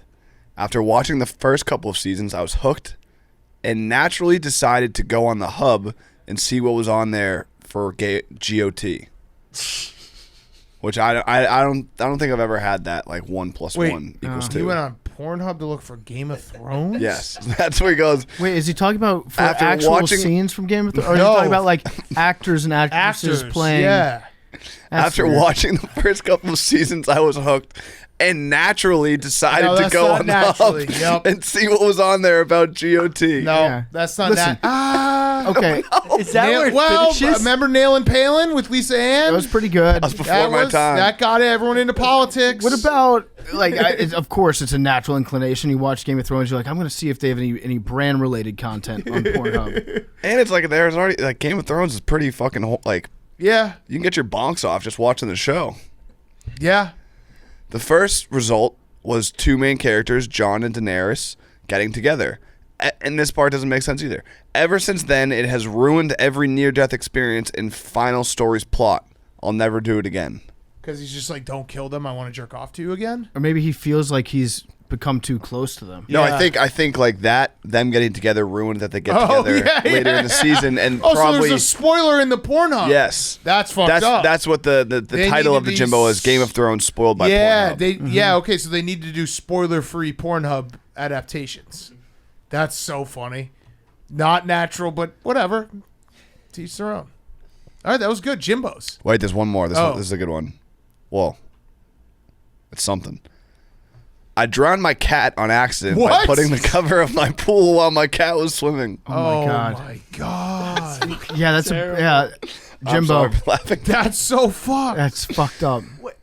How do you do that? Cats don't swim. Yeah, cats don't swim. Yeah, but they could like maybe be on the This guy steps of killed the his pool. fucking cat. Yeah, he's trying to get to get us to be like, don't feel so bad, bro. No, feel You bad. killed your fucking Hey, cat. speaking of former coworkers that you would want to have a reunion with. You sick fuck, you killed your cat, you sick fuck. I got herpes. Allegedly. I had one that was sent to me. Let me get that. Okay. Here, this is what Hey it says. PMT gang, hey PMT gang plus Billy. My fuck up this past week was betting one of my friends $100 that Hank would get the number. Thought he was due. I was wrong. Guy is hopeless when it comes to skill games like the bingo ball. That is a big Jimbo. That's tough. That's a big Jimbo. Hank, Hank, what if you just got it right now? if he gets it, he gets a PS5. Yeah. And I'm collecting. I know. I know you are. All right, so Billy, are you ready? Wait, if Hank gets this, he gets a PS5 I should get both. and he gets And then I'll $5,000. break the other one. Yeah. No, you don't get both. One programming note from the lottery machine. We did an extra one yesterday. I got a few tweets from this. It was 26, which had never happened before, but still does not count. Doesn't count. Doesn't count. Because I had people Mickey saying Mouse. they've been picking 26 No, since day one. doesn't and count. They were so pissed. Doesn't count. Yeah, because- that does suck for them. Yeah, no, that does. Yeah. This has been the best return on investment. Like, fuck it, I'm paying a few grand for I'll take something from 17. China. I'll do 17. You can't do that. No, you can't do that. Why not? He I already already picked did it. I pre-picked Oh, you it. did? He did. He when I tweeted out the PS5 thing, he replied Oh, 17. I thought that we didn't deal with Twitter. I thought that what happens in this it's, room is real. I mean, if you want, you... No, it's fine. No, Hank can have his little 17. It's not going to hit. No. So I'll No, take, take it. If you want to be a scumbag, take it. Okay, I'll take it. 17. All right, so you don't get a PS5 if 17 hits. No.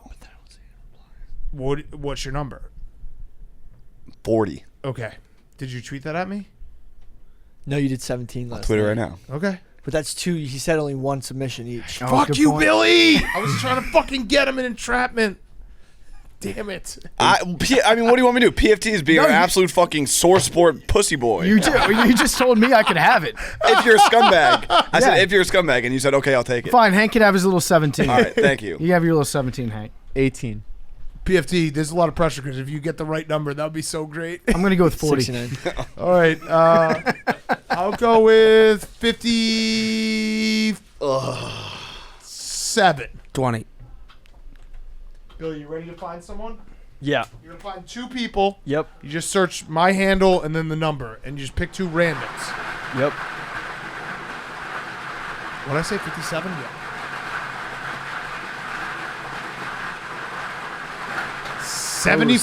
75. Search. What if nobody picked it? 75. At least. Here we go. Latest, yeah. All Okay. right, pick two random people, Billy. Two. This is on Billy. Oh, yes. Okay, so lots of 75s. We're going to go. You pick one, I'll pick one because I got it as well. Okay, I'm going to go with Andrew Westbrook. Okay, Andrew At Westbrook. West BR 00K13. Okay, great. And I'm going to go with Kane Mathis. Kane Mathis. So those two people have won. I will DM them and let them know. And I'll never give away a PS5 again until I do again because we did gain like 5,000 subscribers on Part of My Take YouTube. So nice. that might be a life hack we need to start doing. Okay, see everyone Friday. Jules. Love you guys. Yeah. Billy? Oh, Cats Don't Swim.